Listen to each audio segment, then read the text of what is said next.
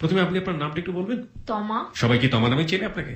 জি। তমা নামটা অনেক সুন্দর। তমা নামের অর্থ জানেন আপনি? জি না, আমি জানি না। আমি যতদূর জানি তমা মানেও সুন্দর, আমি ঠিক নিশ্চিত নই, কিন্তু বেশ কিছু গানেও এরকম শব্দ শুনেছি যে সুন্দরী তমা, শুনেছেন নিশ্চয়ই আপনি? জি, অবশ্যই শুনেছি। ওকে তমা, আমাদের অনুষ্ঠানের নিয়ম অনুযায়ী আমরা বেসিক কিছু প্রশ্ন প্রথমে আপনাকে করতে চাই, লাইক আপনার বয়স কত, আপনি কোথায় থাকেন, এগুলো যদি আমাদেরকে একটু বলতেন। আমার বয়স 19। আমি মিরপুরে থাকি। মিরপুরে থাকেন? হ্যাঁ। মাশাআল্লাহ, আপনার খুব সুন্দর ভোকাল, শব্দের উচ্চারণে কিছুটা এরকম হয়ে যাচ্ছে, বাট সেটাতে সমস্যা নেই, কোনো সমস্যা নেই। এক একজন এক এক রকম ভাবে কথা বলে। ওকে ফাইন, বুঝতে পারলেই হলো, কারণ আমরা আমাদের শ্রোতাদেরকে সবসময় একটা কথা বলে থাকি যে যে যার মতো তার মতো করে সুন্দর হয়ে আমাদের কাছে ধরা দিক। হ্যাঁ, তো তমা আজকে আমাদেরকে তার জীবনের গল্প বলতে এসছে। তোমার জীবনের গল্প আমরা খুব মনোযোগ দিয়ে শুনবো। ওর বয়স কিন্তু 19। আমাদের এখানে সাধারণত যে ধরনের শ্রোতারা আসেন সেই তুলনার বয়সটা একটু কম, কিন্তু বয়স কম হলে কি হবে, জীবনের যে অভিজ্ঞতা বা জীবনের যে গল্প বরাবরের মতোই লাখো মানুষকে আজকে অনেক কিছু সেটা শিখিয়ে যাবে। তো তমা, আমরা শুরু করি, কোথা থেকে শুরু করবো? আমার শৈশব থেকে শুরু করব। জি, শুরু করুন। একদম জন্ম যখন আমার হবে, জি, তখন আমার বাবা নিশ্চিত করেছিল যে পুত্র সন্তান হবে। ওকে। তারপর হয়েছি আমি কন্যা সন্তান। আপনি কি বড় ছিলেন সবার? মেজো ছিলাম। মানে বড় কি বোন ছিল নাকি? জি, আমার বড় বোন ছিল। বোন ছিল, তার মানে আপনার বাবা চাইতো একটা ছেলে হোক? হ্যাঁ। ওকে। হওয়ার পর আব্বু প্রচুর রাগ করে। রাগ করার পরে আমাদের দোকান ছিল, দোকানে ছিল, মানে বাসা আসতো না, হোটেলে খেত, দোকানে থাকতো। কার সাথে রাগ করে আপনার বাবা? আম্মুর সাথে, আমার সাথে। আমি কেন হয়েছি, আমি কেন পুত্র সন্তান হইনি, তার জন্য। আচ্ছা, আপনি কি এটা জানেন যে পুত্র সন্তান বা কন্যা সন্তান হওয়াতে এখানে মেয়েদের কোনো হাত নেই? আপনার বাবা কি এটা জানতো এই সময়? হ্যাঁ, অবশ্যই জানতো, কিন্তু কেন জানার যে পরেও? এটা করছে সেটা তো বলতে পারবো না। প্রিয় শ্রোতা, আপনারা নিশ্চয়ই জানেন, তারপরেও বলে দিই, মানব শরীরের 2 জোড়া ক্রোমোজোম, এটাই আসলে ভূমিকা রাখে সন্তানটি কন্যা হবে নাকি সন্তানটি পুত্র সন্তান হবে। আপনারা নিশ্চয়ই জানেন, এবং খুব সহজ করে যদি বলি, যারা বিজ্ঞান পড়েছেন এসএসসি তে কিংবা এইচএসসি তে, তারা নিশ্চয়ই জানেন যে এই ক্রোমোজোম দুটোর যদি নাম দিয়ে দেওয়া হয় এক্স এবং ওয়াই, তাহলে এটা আসলে এক্স এবং ওয়াই এই দুটো, মানে এক জোড়া ক্রোমোজোমের একটা এক্স একটা ওয়াই, এটা শুধুমাত্র ছেলেদের শরীরে থাকে, আর মেয়েদের শরীরে যেটা থাকে সেটা দুটোই হচ্ছে এক্স। ছেলেদের শরীর থেকে যদি ওয়াইটা মেয়েদের শরীরে যায়, তাহলে এক্স এবং ওয়াই কম্বিনেশনে হবে হচ্ছে ছেলে, এবং ছেলেদের শরীর থেকে যদি এক্সটা যায়, তাহলে এক্স এবং এক্স কম্বিনেশনে হবে হচ্ছে মেয়ে। তার মানে সন্তানটি পুত্র হবে নাকি সন্তানটি কন্যা হবে, এখানে মেয়েদের কোনোই ভূমিকা নেই, সমস্ত ভূমিকা হচ্ছে একটা ছেলের। ওকে, হ্যাঁ, তারপর কি হলো? তারপর আমার বাবা তো আমাকে কখনো মেনে নেয়নি, আমাকে দেখেও নি, আর আমার আত্মীয় স্বজন সবাই অসন্তুষ্ট ছিল আমার প্রতি। আমি কেন হইলাম, মা খুব অত্যাচারী ছিল, সবাই অত্যাচার করতো। ওকে। যে করতো না সেও করতো আমি হওয়াতে। ওহো। আমার বাবা একদম আসতোই না, আর আমার বাবার অভ্যাসটা ছিল এরকম যে মানে নানা খারাপ কাজে লিপ্ত ছিল। জুয়া খেলা, মদ খাওয়া, মেয়ে লোকের নেশা। আর আম্মুকেও কখনো মানে তেমন একটা স্ত্রী হিসেবে মর্যাদাই দেয়নি। কাজের মেয়ে যেরকম থাকে সেরকম আমার আম্মু ছিল। এটা কি আপনি আপনার মার কাছ থেকে শুনেছেন নাকি আপনি দেখেছেন পুরো জীবন জুড়ে? আমি পুরো জীবন জুড়ে এখনো দেখে যাচ্ছি। Okay fine, let's carry on. কোনো বাবার কথাই সন্তান এসে এখানে এভাবে বলুক, এটা আমরা চাই না, but the hard reality is, hello 8920 কখনোই কোনো কিছু ফিল্টার করে না। বাস্তব জীবনে যা ঘটে সেটাই তুলে ধরে, সেটা সুন্দর হোক অসুন্দর হোক, whatever it is, it will be like it's your life. Okay, তারপর? যখন আমার আব্বু আসতো তখন আমার আম্মু আব্বুর সামনে আনতো না, আমাকে অনেক দূরে লুকায় রাখতো। লুকায় বলতে যেন আমাকে কখনো না দেখে। আমাকে দেখলেই তাহলে ধরেন ঝগড়া শুরু হয়, না হয় আমার আম্মুর গায়ে হাত তুলে, ওকে কেন আমার সামনে রাখছিস, আমি ওকে দেখতে চাই না, এরকম করে। আমার বয়স যখন 1 বছর, তখন আমার আব্বু ঢাকাতে আসছিল একবার। ঢাকা থেকে যাবে যে সেদিন আমার আম্মু জানতো না যে আজকে চলে আসবে। তারপরে আমার আব্বুর খাটে আমাকে ঘুম পাড়িয়ে রাখে। আব্বু আয়সা ওইটা দেখছে, তো আব্বু আমার পাটি মশারি ধইরা খাটের নিচে রাখছে। তারপর আমার আম্মুরে প্রচুর মারছে যে তুই কেন ওকে আমার খাটে রাখলি। তো আব্বু আমাকে কখনোই মেনে নেয়নি, আর আজও মেনে নেয়নি যে আমি তার মেয়ে। ধরেন আমার বড় আপুটা যেরকম ছিল ঠিক উল্টাটা আমি। আমার বড় আপু খুব নম্র ভদ্র, কোনো প্রতিবাদ করে না, কিন্তু আমি বড় হয়ে যখন বুঝতে পারি কিছুটা প্রতিবাদ করি। কত বছর বয়সে আপনি প্রতিবাদ করা শুরু করেন? যখন আমি ক্লাস 7-এ পড়ি। ক্লাস 7-এ পড়েন? হ্যাঁ, ছোট থাকতে খুব ভয় পেতাম আব্বুকে, আব্বুর কাছে কখনো যেতাম না। তার মানে বাবার আদর কি সেটা আপনার মেমোরিতে নেই? জি না। ওকে। কিন্তু আমি পাওয়ার জন্য অনেক কষ্ট করছি। আব্বু যেটা পছন্দ করে সেটা করছি, যে এটা করলে হয়তো আমাকে একটু ভালো বলবে, আদর করবে, কোলে নিবে, কিন্তু কখনোই না। ওকে, তারপর? তারপর আমার একটা ছোট ভাই হয়, কত বছর বয়সে? যখন ক্লাস 7-এ পড়ি। সেই সময়টাতে। ওকে। ভাই হওয়ার পরে হয়তো বা আমার আম্মুর একটু শান্তি হয়েছিল, ঠিক মতন খাবার দিত, কাপড় কিনে দিত। তারপরে আমি যখন নিউটনে উঠি, আমরা 5টা বান্ধবী মিলা শাড়ি পরি, মানে খুব আনন্দ করে যে শাড়ি পরবো, আমাদের বিদায় অনুষ্ঠানে বড় ভাইরা বিদায় দিব, তো আমি একটা নীল কালারের শাড়ি পরি। আমরা রাস্তা দিয়ে হেঁটে আসতেছি আমাদের বাসার সামনে থেকে। তারপরে আমি মাদ্রাসা থেকে লেখাপড়া করেছি বিশেষ করে, আর আমাদের মাদ্রাসাটা ছিল আমাদের বাসার পাশে, কারণ আমাদের 2টা বাড়ির পরে। তো আমি যে কোনো কাজে আমি মাদ্রাসা থেকে বাসা আসতে পারতাম। তারপরে আমরা 5টা বান্ধবী আমাদের রাস্তা থেকে চলে যাচ্ছি, দেখতেছি 5টা ছেলে দাঁড়ায় আছে মাদ্রাসার সামনে, যেখানে অনুষ্ঠান হচ্ছে, অনেক সাজানো হচ্ছে। আমাদেরকে দেখে মানে ছেলেরা টিটকানি দিতেছে, আমাদেরকে দূর থেকে পছন্দ করতেছে যে শোন, ওই তো 5টা মেয়ে আসতেছে আর আমরা তো 5টা ছেলে, তাহলে আমরা ওই 5টা মেয়েকে ভাগ করে নিব 5 জনের মাঝে। এই জাতীয় কথা বলছে। হ্যাঁ, এই জাতীয় কথা বলছে। তো সবাই পছন্দ করতেছে, আমি ওইটা, আমি ওইটা, আমি নীল, আমি হলুদ, আমি লাল, এরকম সবাই বলতেছে। রানা নামে একটি ছেলে, সে মানে বলতেছে আমি ওই নীল কালারটা নিব, আমি পড়ছিলাম। তারপরে আমরা ভিতরে ঢুকে গেছি, ওরা ঢুকছে, ওই পর্যন্ত এনাফ। তারপর অনুষ্ঠান হয়েছে, অনুষ্ঠানে গজল, কেউ কবিতা, বক্তৃতা, অনেক মজা করছিলাম। শেষ হলো, বাড়িতে চলে আসলাম। তারপরে অনেকদিন কেটে গেল, আমি কন্টিনিউ ক্লাস করতে থাকি। ধরেন আমার আম্মু মানে আমার নানু বাড়িতে বেড়াতে যায় আমাকে রেখে আর ফুপিকে রেখে। আমি ভয় পেতাম একা একা থাকতে, তার জন্য ফুপিকে, আমি রান্না বান্না করতে পারতাম না, ওই ফুপি রান্না বান্না করতো। তো আম্মুর বিকালে চলে আসার কথা ছিল, কিন্তু আসেনি। তারপরে আমার ক্লাসে মানে সবার চেয়ে একটা বড় ছেলে ছিল, আমি রাকিব ভাইয়া বলে ডাকতাম, ওর নাম ছিল রাকিব। ক্লাসমেট? হ্যাঁ, ক্লাসমেট। তো ওকে সবাই দরবেশ বলে ডাকে। দরবেশ কেন? ওর দাড়ি ছিল, দেখতে অনেক বড় লাগতো, এবং ইমামতি করতো, সবাই দরবেশ বলে ডাকতেন। যখন রাত 8টা বাজে তখন আসছে আমাদের বাসায়, আইসা দরজা নক করছে রাকিব। আর রাকিবের সাথে আমার আর একটা ক্লাসমেট রুবেল। মানে আপনি কি বোর্ডিং এ থাকতেন, মানে মাদ্রাসাতে থাকতেন? জি না, তাহলে আমাদের বাড়িতে থাকতাম। তা আমাদের বাড়ি তো মাদ্রাসা পাশেই ছিল। ওখান থেকে এসে আপনাদের বাসায় আসছে।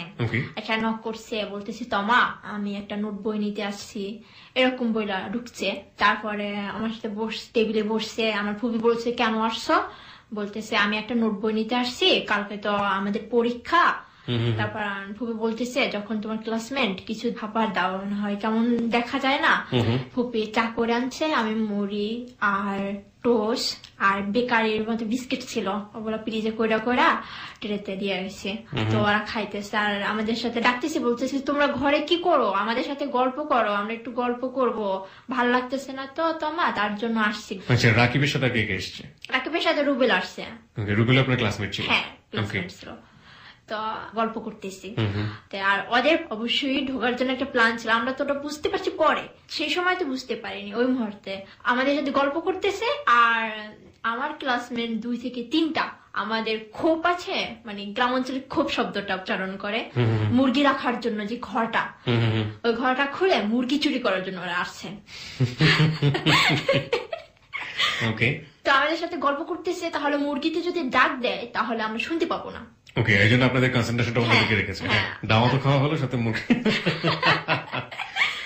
মুড়ি চানাচুর দিয়ে আপ্যায়নও করলেন, সাথে মুরগিটাও চুরি করে নিয়ে গেল। বাহ, হোয়াট আ ব্রিলিয়ান্ট। তারপর যখন ওরা বুঝতে পারছে যে হয়ে গেছে কাজটা, তারপর বলতেছে আচ্ছা তমা অনেকক্ষণ তো গল্প করলাম, আচ্ছা ঠিক আছে নোট বইটা দাও, আমি চলে যাচ্ছি। চলে যাওয়ার পরে সকালবেলা আম্মু আসবে, পথের দিকে তাকাই আছি কখন আসবে। ফুপির বাসা আমাদের পাশে ছিল, তো চলে গেছে। তো বলতেছে তোমা হাঁস মুরগি করা ছাইরা কিছু খাবার পানি দিও। আমি গেছি, যাওয়ার পরে দেখতেছি কেমন জানি যেরকম রাখছিলাম সেরকম না, কিরকম জানি। তো আমি কিছু মনে করি নাই, ওরকম মনে হয় রাখছিলাম। আমি ওইটা ছাড়লাম, ছাড়ার পরে দেখতেছি কি পাশে একটি মুরগি ময়ূর আছে। আবার ফুপিকে ডাকতেছি, ফুপি দেখো এটা কি হলো। তো বলতেছে দেখতেছে না, মুরগিটা সব জায়গায় দেখতেছে, অথচ দেখতেছে না কোথাও সাপে কামড় বা কিছু বা কোনো অসুস্থ। হঠাৎ কেন এরকম মুরগিটা মরে যাবে। তারপর আমার আম্মু চলে আসলো, আম্মু চলে আসে কি বকাবকি আমাকে। তারপরে আমাদের বাড়ির পাশে ওরা একটা পিকনিকের মতো করছে, মানে আমাদের ওই মুরগি একটা ধরছে, ধরার পর সাথে সাথে মারা গেছে, গলা টিপে ধরছে যেন ডাক না দিতে পারে, সাথে সাথে মারা গেছে। মারা যাওয়ার পর ওইটা রাইখা আর একটা নিয়ে গেছে, আর ওরা নিয়েও গেছে, মেরেও গেছে। তারপরে ওরা রস চুরি করা, ওই সময় শীত সময় ছিল, পায়েস করছে আর মুরগি রান্না করছে। তো আমি আবার হাঁটতে হাঁটতে আমাদের বাসার পাশে যাই দেখি মুরগির হাড্ডি। ঘটনা কি, মুরগির হাড্ডি খানা আসবে কোথা থেকে? মানে পিকনিকের ওখানে? হ্যাঁ, কেন মুরগির হাড্ডি খানে? তারপরে আমরা জানতে পারি, তারপরে যেখানে ওখানে যাদের বাসা থাকে, ওই রুমটা যাদের থাকে, সেও ছিল নাকি ওখানে। মানে সবাই মিলে খেয়েছে? হ্যাঁ, সবাই মিলে খেয়েছে, 4-5 জনে মিলে খেয়েছে। তারপর তাকে ধরছে আমরা, আম্মু ধরছে, আমার মুরগি চুরি করে তুমি খাইছো। তারপরে তো আমার আম্মু বলার পরে তারপরে দেখতেছি চাপ পড়তেছে তার প্রতি, সে সব বলে দিছে। বলতেছে এরকম এরকম, আর রাকিব আর রুবেল যায়া তো আমাদের সাথে কথা বলছে, গল্প করছে, আর আমরা এদিক থেকে মুরগি চুরি করে খাচ্ছি। তারপরে সবাই জরিমানা দিছে। আমার আম্মু বলতেছে আমার মুরগি একটা মাইরা গেছো আর একটা নিয়ে গেছো, এটা কোন ধরনের? তো তোমরা বলতা, তা আমি তোমাকে দিতাম, এরকম কেন করলা? এরকম করলে তারপর আরো করবা। তারপরে আমাদের আর গ্রাম অঞ্চলে এমনই একটা যে টিউবওয়েলের পানি খেত। টিউবওয়েলের পানি হ্যাঁ, একটা গ্রামে ধরেন 2-3টা টিউবওয়েল থাকে। তো আমাদের তো মাদ্রাসার পাশে ছিল, তো মাদ্রাসায় টিউবওয়েল ছিল। প্রতিদিন সন্ধ্যার আয়োজন দিবে, এর আগে আমি কলসি নিয়ে পানি নিতে আসতাম। তো এরকম নিয়মিত আনতাম। তো একদিন টিভি দেখতে দেখতে ভুলে গেছি পানি আনা। জি, আর আমার এই একটা অভ্যাস ছিল, টিভি দেখার প্রতি খুব মনোযোগী ছিল। আমি ধরেন কোন একটা রোমান্টিক দৃশ্য, ও নায়িকা ড্যান্স করে, আমি ছোটবেলা থেকে ভাবতাম আমি নায়িকা হব।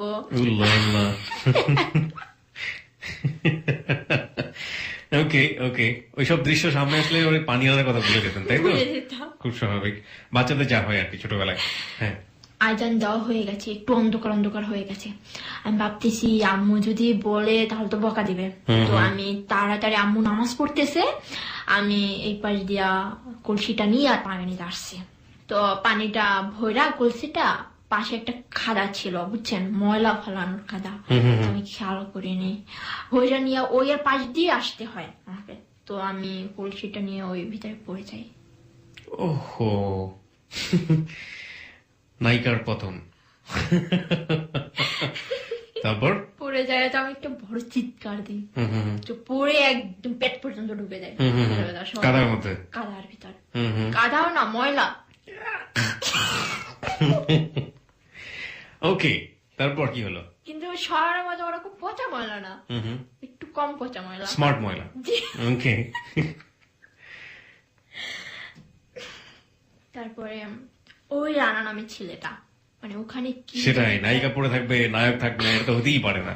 চিত্রকল্পে এরকম দৃশ্য নেই, সুতরাং নায়ক এখন আসবে নায়িকাকে তোলার জন্য ময়লা থেকে, দেখা যাক কি হয়। তারপর বলেন। ও মানে বাইক নিয়ে কোথায় জানি যেতেছিল, ওখানে রাইখা মানে পানি খাইতে আসছিল। তো ফোনে কথা বলতেছে, টিউবওয়েলের পাশে একটা মানে ঘরের মতো ছিল এর পাশে। তো আমার চিৎকার শুনে ওখানে দৌড়ে আসছে, এসে আমার হাত ধরে টাইনে উঠাইছে, বলতেছে কি অবস্থা, দেখে শুনে হাঁটতে পারে না, এরকম বলে, আর আমাকে টাইনে উঠাচ্ছে। আমি তো ওই মুহূর্তে কে আসছে টানতে, আমি তো ওইতেই খুশি, আমি তো ওই মুহূর্তে ফ্রিজের দিকে তাকানোর সময় নেই, মানে ওই মুহূর্তে আমার ওখান থেকে ওঠাটাই জরুরি। তো আমি উঠলাম, ওঠার পরে বলে এই মেয়ে শোনো, তুমি পানি নিতে আসছো কেন এত রাতে? তুমি জানো তোমার বয়স কত? আমাকে এরকম বলে। রানা তো আপনার ক্লাসমেটই ছিল না? জি না। কি ছিল তাহলে? ওকে আমি কখনো চিনতাম না। ওকে চিনতেনই না? ওই যে আমি বিদায় অনুষ্ঠানে, তখন আপনি ওকে একটু জাস্ট দেখেছেন, এছাড়া আপনি কোথায় কি অবস্থা তাও জানেন না? আমি বাসায় আয়সা কল্পনা করতেছি ওই ছেলেটাকে কোথায় যেন দেখেছি, কিন্তু কেয়ার করতে পারতেছি না যে আমি ওইখানে দেখছি।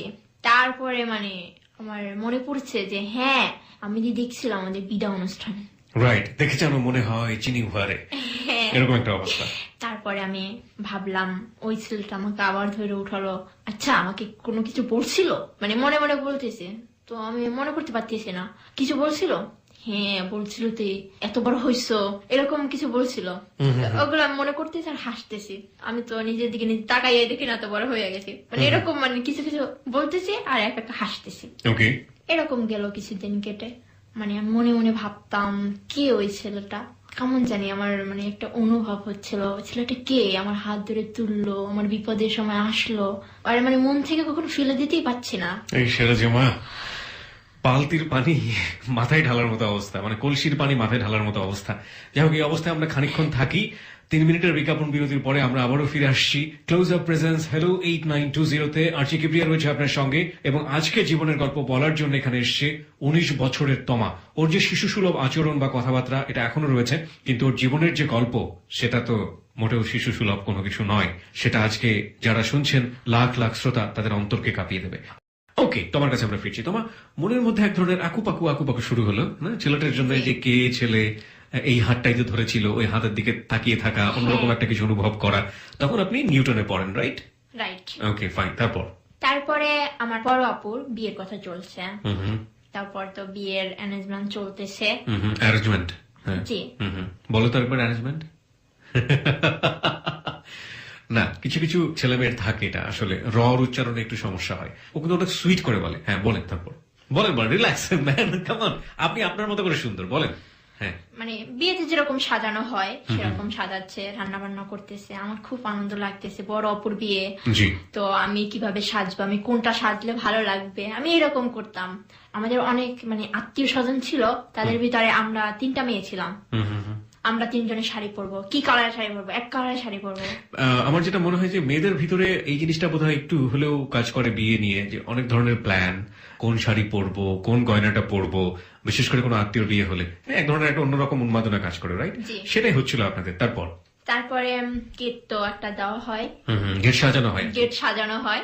সেই গেটের সামনে মানে একটা টেবিল রাখা হয় আর একটা মানে ফিতা টানানো হয়, যে বর আসার পরে ওখানে দাঁড়াই থাকবে। আমরা ঢুকতে দিলে ঢুকবে, না ঢুকতে দিলে ঢুকতে পারবে না। মানে বর টেবিলের উপর দাঁড়িয়ে থাকবে? না, টেবিলের উপরে দাঁড়িয়ে থাকবে, রাস্তা বন্ধ থাকবে। ও আচ্ছা, টেবিলের উপাশে দাঁড়িয়ে থাকবে। জি। আচ্ছা। যখন বর আসার সময় হয়েছে আমরা অনেকে দাঁড়াইছি, তো বলতেছি 5,000 টাকা না দিলে গেটে ঢুকতে দিব না। ওকে, আর বরের অবস্থা কেমন ছিল? বরকে একটু বর্ণনা দিবেন, ওই নাকে একটা রুমাল চাপা থাকে, ওটা ছিল না? আমি আজ পর্যন্ত এই রুমালের কোনো রহস্য বের করতে পারিনি, কেন ছেলেরা বিয়ের দিন এত লাজুক হয়ে যায়। ইভেন মেয়েরা পর্যন্ত দেখেন, সাধারণত বলা হয় যে লজ্জা হচ্ছে নারীর ভূষণ, আমরা জাতীয় কথাবার্তা বাংলা লোক সাহিত্যে পড়েছি, কিন্তু একটা ছেলে সে এত সুন্দর সেজে গুজে মাথায় টোপর টোপর পরে ইয়া বড় একটা রুমাল নাকে চেপে ধরে, এমন দেখলেই মনে হয় যে বোধহয় বায়ু দূষণ হয়েছে বা শব্দ দূষণ বা কোনো কিছু যাই হোক থাকার জন্য সে ওটা মানে আমি জানি না ও কেন। আপনার বোনের জামাই কিভাবে নাকে রুমাল দিয়ে দাঁড়িয়েছিল? লাজুক ছিল। আচ্ছা, তাহলে ওর জন্য ঠিকই আছে বোধহয়, না? আচ্ছা, তো আমি খুঁজতেছি কার সাথে আমার আপুর বিয়ে হচ্ছে, আমি তো আগে দেখিনি। যেখানে দাঁড়ানোর কথা বর, কিন্তু সেখানে দাঁড়ানো নেই। অন্য এক পাশে একটা ছোট পিচ্চি ছেলের হাত ধরে রুমাল দিয়ে আর দিকে তাকায় তাকায় দাঁড়ায় আছে। তার সাথে যে ছেলেরা আসছে ওইরা দাঁড়ায় আছে, বলতেছে না কেন 5,000 টাকা দিব, মানে আমাদের সাথে তর্ক বিতর্ক করতেছে। মানে দিলে আরো বেশি দিব, তাই তো? হ্যাঁ, দিলে বেশি দিব, না দিলে দিব না। ওকে, স্মার্ট বর, দে বাবা একটু বেশি দে। কারণটা হচ্ছে মানে সব জায়গাতেই বিয়ের গেট নিয়ে আমরা যেটা দেখছি ছোটবেলাতে 5,000 চেলে শেষ পর্যন্ত 500 টাকা এসে থাকে আর কি, এবং তার মধ্যে তো প্রায় মারামারি হওয়ার মতো অবস্থা। তো ঠিক আছে, 5,000 চেয়ে 10,000 দিয়ে চলে যাবে স্মার্টলি, একদিনই তো নিবে না, একদিনই তো বিয়ে। হ্যাঁ, তারপরে বলেন। আধা ঘন্টার মতো ওরকম হচ্ছে। তো আমার একটা আঙ্কেল আইসা আমাকে বলে, তোমা দেখো এত বাড়াবাড়ি করো না, ঠিক আছে ওরা যা দেয় ওইটা নিয়ে চলে যাও, বুঝছো? কয় টাকা দিতে যাচ্ছিল আপনাদের? 1,000 টাকা দিতে চাইছে। আচ্ছা, 1,000 টাকা তো আমার একারই লাগবো। আপনি দেখতেছেন না আমি মেয়ের বোন, একমাত্র শালিকা আপনার। জি। ওকে, আপনারা যদি না যান আমার দুলাভাই দিব। তারপর আমার আব্বু যখন আসছে তখন তো আমার দেখে ভয়ে ঢুকে গেছে, কিসের গেট কিসের টেবিল। হ্যাঁ, যা দেয় ওইটা নিয়ে চল। তো 1,000 টাকা দিছে আর 1 প্যাকেট মিষ্টি দিছে। খাওয়া দাওয়া সব শেষ, কমপ্লিট। তারপরে 2টা ছেলে আসছে। তো আমার আঙ্কেল বলতেছে, তুমি যাইয়া বলো তোমার আম্মুকে 2টা ছেলের খাবার রেডি করতে, আমি যে নিয়ে আসবো। ওকে। তারপর আমার আম্মুকে বললাম, তো অনেকক্ষণ হয়ে গেছে, আঙ্কেলের ওটা মনেই নেই। আঙ্কেলকে ডাক দিলাম, আঙ্কেল আমার তো মনেই নাই, কারণ আমাকে বলো নাই। আচ্ছা ঠিক আছে, আমি এদিকে একটু সামলাচ্ছি, তুমি একটু খাওয়াই আসো না। তারপর আমি আর রিয়া আসলাম, 2টা চেয়ার, একটা ছেলেকে বসা দেখছি, বলতেছি ভাইয়া আপনাদের জন্য খাবার নিয়ে আসছি। বলতেছে ও রানা তো ওই পাশে গেছে, ও আসলে আমরা খাবো, রেখে যাও এখানে। কোন রানা? এটা ওই রানা না? ওই রানা। তো আমি নামও তো জানি না।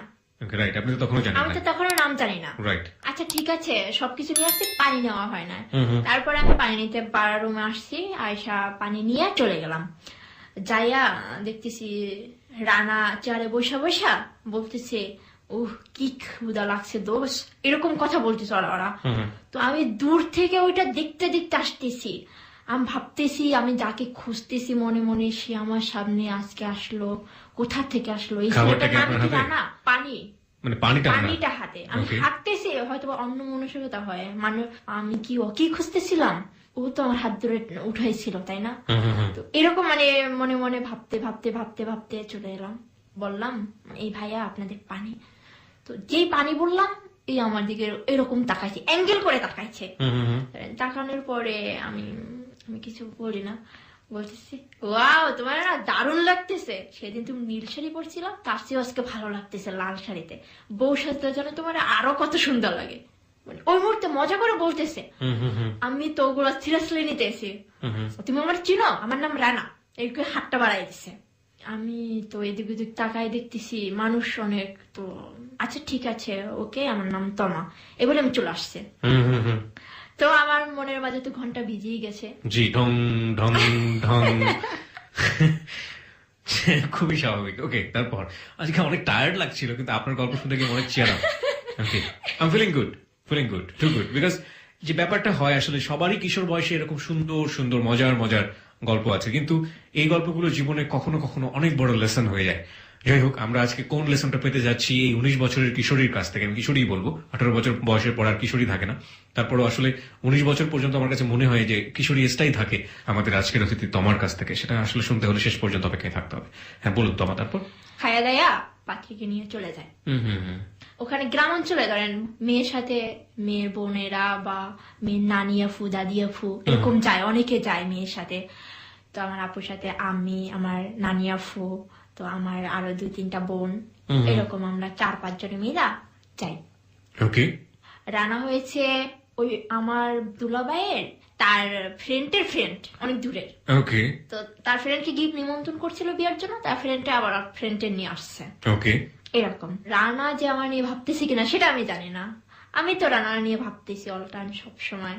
তারপর আমি একদম চুপচাপ হয়ে যাই, চুপচাপ শুধু ভাবতে ভালো লাগে, হাসতে ভালো লাগে, একা একা হাসি। যখন আমাকে হাত বাড়াই দিছে তখন আমার খুব মন চাইছে যে হাতটা ধরে আমি বলি যে হ্যাঁ আমি তমা।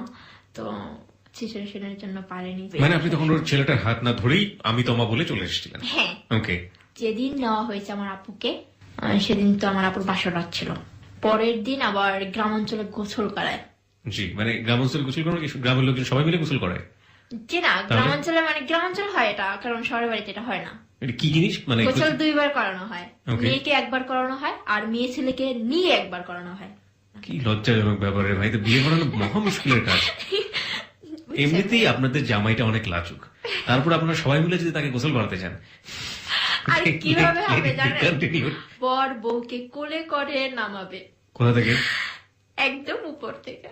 এই জন্য তো বলি যে ছেলেপেলেরা কেন ইদানিং বিয়ে করতে চায় না। এই ধরনের সার্কামস্ট্যান্সেস এর মধ্যে পড়লে তো যে কোনো ছেলেরই অবস্থা, মানে হার্ট উপর দিকে উঠে যাওয়ার কথা, মাথার উপরে। ওকে, কি হলো আমাকে একটু বলেন তো, I am feeling too good because it's very interesting. তারপর? কিছুতেই নিবে না। তো দুলাভাই আবার দুলাভাইরা আর বলতেছে কেন নিবে না, আমরা এরকম ছিলাম, আমাদের নিতে হয়েছে, এটা নিতেই হবে। রাইট। এরকম অনেক জোর করার পরে তারপর আমার আপুকে কোলে করে নিয়ে আসছে। আর গ্রামাঞ্চলে সাধারণত ঘুমটা দিয়ে থাকে মেয়েরা, দেখতে আসলে সবাই ঘুমটা তুলে তুলে দেখতে হয়। উঠানের মাঝখানে 2টা চেয়ার আর 2টা লম্বা লম্বা কাঠ রাখা হয় পাও রাখার জন্য। লম্বা লম্বা কাঠ, ওটাকে কি যেন বলে, কাপড় পরিষ্কার করার জন্য ওটা ব্যবহার করে পুকুর পাড়ে, রাইট? হ্যাঁ, আমার মনে পড়েছে। হ্যাঁ, আমার ওই কাঠে কিন্তু ওদের নামও লেখা হয়, নাম লিখে মাঝখানে যোগ চিহ্ন দেওয়া হয়, এরকম দেখেছিলাম আর কি ছোটবেলাতে। না, নাম লেখা হয়, নাম লেখা হয় না। আচ্ছা ঠিক আছে। কলসি করে পানি আনি, আবার উজান ভাটার পানি, উজান ভাটির পানি, ভাটির পানি। আচ্ছা, না ঠিক আছে, সরি বলার কোনো দরকার নাই। আপনি উজান ভাটি ভাটা যেটাই হোক না কেন নদী থেকে নিয়ে আসতে হয়। নদী থেকে নিয়ে আসতে হয়। যে নদীতে উজান ভাটি থাকবে না সেই নদীর পানি আনলে হবে না? না, হবে না, মহা বিপদ। অনেক দূর থেকেও যদি হয় তবু দূর থেকে আনতে হবে। ওকে, এনে রাখতে হবে গামছা মুড়িয়ে, মানে পানিটা গামছাতে ঢেকে রাখতে হবে। হ্যাঁ, যেন কোনো ময়লা না পড়ে। আম পাতা রাখে, 5টা আম পাতা, তারপরে এরকম গোসল করতে নামানো হয়। ওরা মাঝখানে দুজন গোসল করবে আর গ্রামের লোকজন চারপাশ থেকে বসে দাঁড়িয়ে দাঁড়িয়ে হ্যাঁ, দেখবে। বসে বসে গান বলবে, গানও সবাই গান বলবে? বলবে। এরকম একটা সিচুয়েশনে গানও মানে ওরা দ্যাটস রিয়েলি ইন্টারেস্টিং ম্যান। ওকে, তারপরে আমি তো খুঁজতেছি, পাচ্ছি না সেই রানাকে, কোথায় রানা? কোথায় গেল সে রানা? সে ওকে, রানা। আমি ভাবতেছি খুব মনে হয় বিজি, তার হাঁটতে হাঁটতে হাঁটতে হাঁটতে দেখতেছি পুষ্কুনির পাড়ে বসে বসে ফোনে কথা বলতেছে। এদিকে গোসল চলতেছে, আপনি গোসল দেখা বাদ দিয়ে আপনি রানার কাছে যাচ্ছেন। জি, অনেক বেশি বেরোছি। দ্যাটস ওয়াই আমরা ইন্টারেস্টিং ব্যাপারটা বোধহয় আর ডিটেল জানতে পারলাম না। ওকে, তারপর কি হলো? আর বিয়ে এমন একটা গ্রাম অঞ্চলে যে রং জড়ি দেওয়া হয়, আমাকে আবার একজনে জড়ি দিছে। ওখানে অনেক ছেলেরা ছিল, আমার দুলাভাই চাচতো ভাইরা, ফুফাতো ভাইরা, এরা তো আমাকে বেআইন বলে মানে ডাকতো। জি, খুব লজ্জা পাইতাম। ওরে খুঁজতেছি, আমরা আবার ব্যাগে করে রং নিয়ে আসছিলাম, আমাদের যদি জড়ি দেয় আমরা রং দিয়ে দিব। আমি তো ওরে খুঁজতে খুঁজতে পেলাম। তো আমার মনে যেন কিরকম একটা মানে হচ্ছে, যে মেয়েরা আমার সাথে গেছিল, আমার বোনেরা, আমার ঘরে বলতেছে, কি রে তুই ওদিকে তাকায় তাকায় কি ভাবছিস, মনের মানুষ পেয়েছিস নাকি? আমি বলছি পেতেও তো পারে, তোমার কোনো সমস্যা? তো বলতেছে মনের মানুষের গায়ে তো একটু রং দিবা, রং না দিলে কি রং লাগবো, এরকম কথা বললো ভাইরা। তো আমার মনেও জাগলো যে আমি একটু রং দিব। আমার সাথে কথা বলতেছে না, মানে আমি ওরা খুঁজতেছি, ও তো আমাকে খুঁজবে। তা আমি ভাবতেছি ও ঠিক আমার খুঁজতেছে, কিন্তু খুঁজছে না, ও বসে বসে কথা বলতেছে। খুব মানে রাগ হয়েছে, আমার সাথে কথা বলে না, আমাকে দেখলো হয়তো ভাববে যে তাকায়ও না, কিরকম জানো। তারপর আমি পিছন থেকে আস্তে আস্তে যাইয়া উপর থেকে রং ঢেলে দিছি, গুঁড়ো রং মাথার ভিতরে। কে বলে পিছনে তাকাইছে আর আমি দৌড়ে পালাই গেছি। তো আমাকে দেখছে।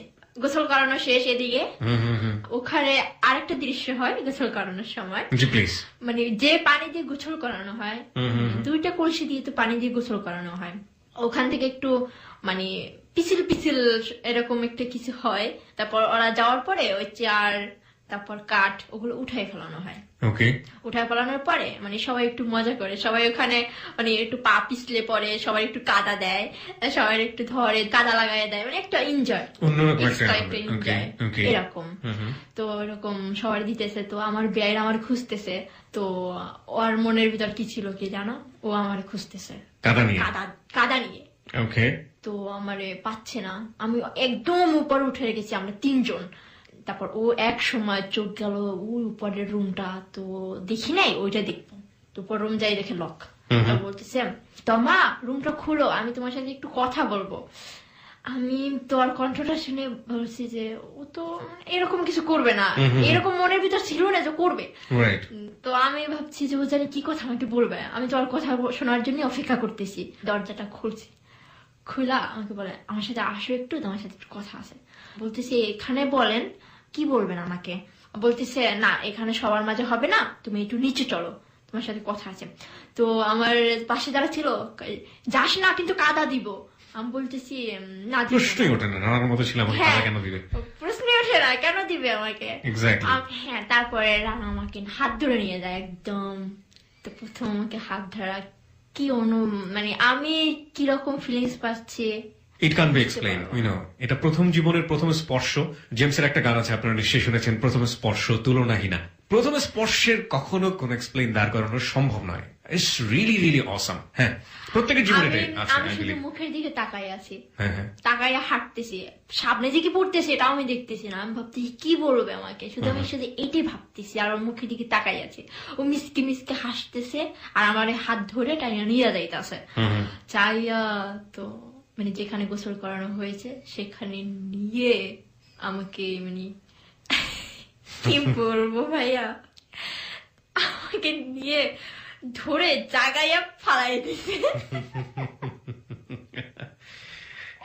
আমি ভাবতেও পারি না ভাই, আমি তাকাইছি, তারপর আমি কিচ্ছু বললি না। আমাকে বলতেছে আমাকে রং দিচ্ছ তুমি, এখন দেখো মজা কেমন। তারপরে আমি কিচ্ছু বলি না, শুধু তাকাইয়ে গেছি ও কিভাবে হাসতেছে, ওর হাসিটি এত সুন্দর। মানে আমি ওইটা শুধু দেখতেছি, আমি যে ব্যথা পাইছি না আমার কাদা লাগছে আমি ওইটা দেখতেছি না। আমি শুধু হাসতেছি, হাতে তালি দিতেছি যে কি মজা, কাদা লাগছে কি মজা। একদম বাচ্চা ছেলে যেরকম হাতে তালি দেয় না কোনো একটা মজা পেলে, ঠিক ওরকম। আচ্ছা আমাকে আরো কাদা দিক না, ও আর একটু হাসুক, আমি ওর হাসিটা দেখতে চাই। আমি মনে মনে শুধু এইটা বলে ও চলে গেছে হাসতে হাসতে, আবার হয়ে গেছে। তখন ওই বান্ধবীরা বলে দেখছো তোমাকে ঠিকই কাদা নিছে, ও তোমাকে লাইক করে না, বুঝছো? আমি জানি, আমি বলতেছি না, আমার মন বলছে ও লাইক করে। পরে তখন পর্যন্ত আপনি ছেলেটা সম্পর্কে কিচ্ছু জানেন না? কিচ্ছু জানি না। ওকে, কিন্তু আপনার মন থেকে অদ্ভুত রকমের একটা ভালো লাগা তার প্রতি তৈরি হয়ে গেছে, এবং আপনার লাইফের এটা ফার্স্ট একটা ফিলিংস যে কোনো একটা ছেলের প্রতি। ওকে, তারপর? রাতের বেলা খাওয়া দাওয়ার পরে ধরেন গ্রাম অঞ্চলে নাচ গান হয়, বউ সাজায়, মানে বউ আর বর পাশে পাশে রাইখা বসায়া তারপর উপরে একটা লাল কাপড় দিয়া দেয়, মানে ভিতরে বসে দুজন একটু ফ্রি হলো, কথা বললো, এই সময় নাচ গান করলো, সবাই একটু আনন্দ করলো। তো ও পাশে বসা থাকে, আমি ওই পাশে বসা থাকি, আমি বসে বসে শুধু ওকে দেখতেছি, আর ও ফাঁকে ফাঁকে আমার দিকে তাকাচ্ছে। So sweet. ওকে ওকে, ফাইন। তারপর? তখন আমার মনের ভিতর নাড়া দিয়ে উঠছে যে না, ও আমাকে মনে হয় লাইক করে, তাহলে আমাকে এরকম ফাঁকে ফাঁকে তাকাবে আর একটু মিসকি মিসকি হাসবে, তারপর আবার মাঝে মাঝে বলে, এরকম চোখ দিয়ে মেলো ইশারায় দেখাতো যে কি খবর, তাকাইয়াছো কেন, এরকম দেখাতো। মানে আবার ওই সময় আমি লজ্জা পেয়ে একটা হাসি দিতাম। তারপরে ওই রানা ছেলেটা, মানে আমার চাচাতো ভাই গেছিল আমাদের সাথে, ওর কাছে বলে, আচ্ছা ও কি কোন ছেলেকে পছন্দ করে? কারণ তারপর আমি জানি না, তুমি ওর কাছে জিজ্ঞাসা করে দেখবা যে ও কাউকে পছন্দ করে কিনা, সেটা ও জানে, আমি কি করে জানবো? তারপর আমার একটা বান্ধবীর কাছে মানে একটা দিল, লেটার দিল, তুমি একটু নারিকেল গাছের নিচে আসো, তোমার সাথে আমি একটু কিছু কথা বলবো। তো ও আয়শা, মানে রুমে বসে আমি আপুরে সাজাইতেছি, তো আমাকে বলতেছে, তোমা এদিকে এসো, তোমার সাথে একটু কথা আছে। আমি বলতেছি কি কথা বলো? তারপর বলতেছে আসো না, খুব জরুরি, আসো। তারপর আসছি, তোর মানে একজনে না আমাকে একটা কিছু দিছে, তোমাকে দিব না, এরকম করতেছে আমার সাথে। আমার মনে বলতেছে ও জানি কিছু দিছে, দে না প্লিজ ভাই, দে না, দেরি হয়ে যাচ্ছে, দে না। কয় রানা দিছে। কি দিছে বলো বলো, দে না। তো দিতেছে না, অনেক জোর করার পরে তারপর নিলাম আমি। তো আমি আর দেরি করলাম না, সাথে সাথে চলে গেলাম। ওকে প্রিয় শ্রোতা, এই যাওয়ার জায়গাটি থেকে আমরা একটা বিরতিতে যেতে চাই। আপনারা সবাই শুনছেন ক্লোজ আপ প্রেজেন্স হ্যালো 8920 অসম সুইট লাভ স্টোরি এখন পর্যন্ত, এবং আমরা জানি না শেষ পর্যন্ত কোথায় গিয়ে এটা আপনি কি বলা যেতে পারে, একেবারে ফিলিংস এর একটা উত্তাল সাগরে ভেসে বেড়াচ্ছেন, এরকম একটা জায়গায় আমরা বিরতি নিয়েছিলাম। তারপর আমি ছুটে গেলাম সেই নারিকেল গাছের নিচে। উল্লাহ। তারপরে নারিকেল ধপাস করে পড়লো। হ্যাঁ, আমি জায়গা খুঁজে পাচ্ছি না, কোথায়, এখানে তো আসতে বললো। তারপরে দেখলাম একটা ঝোপ থেকে বের হলো, আমাকে দেখে তারপর বের হয়েছে। ওই পাশে আবার গাছের বাগান ছিল, একদম মনে হচ্ছে নিষ্পাপ একটা শিশু, কিছু বুঝিয়ে না, মানে এরকম, মানে কিছু বুঝাচ্ছে আমাকে। আমি তো ভাবলাম যে ঝোপ থেকে বের হলো একদম জন্তু জানোয়ারের মতো কিছু একটা। সেটাই, প্রেম মনে জাগলে পৃথিবীর সমস্ত জিনিস সুন্দর হয়ে যায়। তারপরে এসে আমার সামনে দাঁড়ালো, দাঁড়ায় বলে, তোমা আমি তোমাকে একটা কথা বলবো, তুমি কিচ্ছু মনে করবা না, বলো। আমি বলছি না, আমি কিচ্ছু মনে করবো না, আপনি বলেন। আমি তো শোনার জন্য অপেক্ষায় আছি, বলো বলো। তারপর বলে, তুমি কি কাউকে পছন্দ করো? আমি বলছি আগে করতাম না, কিন্তু এখন একটু একটু করি। কাকে করো? তারপর আমি বুঝাচ্ছি যে কাকে করি, বলতেছি যে যার মাথায় আমি রং দিছিলাম না, তাকে একটু পছন্দ করি। কেন পুরোটা করে না? আমি বলছি সে যদি অনুমতি দেয় তাহলে অবশ্যই করবো। ওকে ওকে, আপনি লাল হয়ে যাচ্ছেন কেন এরকম? বলেন বলেন, আরামসে বলেন। ওকে, দ্যাটস এ সুইট লাভ। তারপরে পকেট থেকে একটা কলম বের করে আমার হাতে আই লাভ ইউ লিখে দেয়। ও মাই গড, কোন হাতে লিখে দিয়েছিল বলুন তো? বাম হাতে? তারপরে কি আপনি হাতটা এসে লেমিনেটিং করে বাধাই করে রাখলেন রুমের মধ্যে, এরকম একটা অবস্থা? তারপরে তো আমাকে, টু বি অনেস্ট, আপনার হাতে যখন আই লাভ ইউটা লিখলো, তারপরে কি হলো না হলো সেটা আমরা জানবো। আপনি হাতটা কতদিন পর্যন্ত ধননি, পরিষ্কার করেননি, কিংবা আপনি হাতটা কিভাবে রেখেছিলেন আমাকে একটু বলবেন? না, আমি হাতটা যে লিখে দিছে তারপরে আমি মুট করে এরকম রাখছি। ওটা কি পরবর্তীতে ঘুষি তুলে ফেলেছিলেন সঙ্গে সঙ্গে? না, আস্তে আস্তে চলে গেছে। কি করবো, ওটা তো এরকম হচ্ছিল না যখন উঠতেছিল মনে কষ্ট লাগতেছিল? হ্যাঁ, খুব কষ্ট লাগতেছিল, কেন উঠতেছে। ওকে, তারপর কি হলো? ফোন নাম্বার দেওয়া হলো। আমি ফোন ইউজ করতাম না, আমার আম্মু করতো। এর পরের পার্ট আসলে হচ্ছে ফোন কোম্পানির, কারণ তারা প্রচুর টাকা পয়সার মালিক হতে যাচ্ছেন খুব শীঘ্রই, কারণ তারা এই কাপড়রা ব্যাপক কথা বলবে। বাংলাদেশের 16 কোটি মানুষ, কত কোটি যুগল আছেন, প্রেমিক প্রেমিকা আছেন, ইয়াং প্রেমিক প্রেমিকা আছেন, তাদের কল্যাণে আজকে কোম্পানিগুলোর রীতিমতো মারহামা কে বাতে। ওকে, তারপর যে যার মতো চলে গেলাম। ফোন নাম্বার দেওয়ার পর আমি ফোন নাম্বারটা নিচ্ছি, আর আমার আম্মুটা দিচ্ছি, বলছি আমার আম্মুকে ফোন না দেওয়ার জন্য, আমি ফোন দিব। ওকে, তো এরকম বিয়ে অনুষ্ঠান শেষ, আমি আমাদের বাড়িতে চলে গেলাম। আপু বেড়াতে আসলো, আবার চলে গেল। আমি এসএসসি পরীক্ষা দিই, 4.81 পাই। আমি খুব খুশি ছিলাম।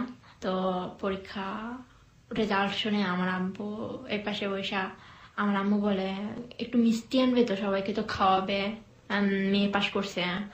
বলতেছে ক্লাস তো পায় নাই, কি পেয়েছে এতে আমি সন্তুষ্ট না, এই কথাটা বললো আবার আব্বু। তারপর আমার আম্মু দোকানে গিয়ে মিষ্টি কিনে সবাইকে খাওয়ালো। তারপরে আমার কলেজের জীবন শুরু। তো আমাদের বাড়ি থেকে কলেজে যেতে অনেক টাইম লাগতো, গাড়িতে করে যেতে হতো।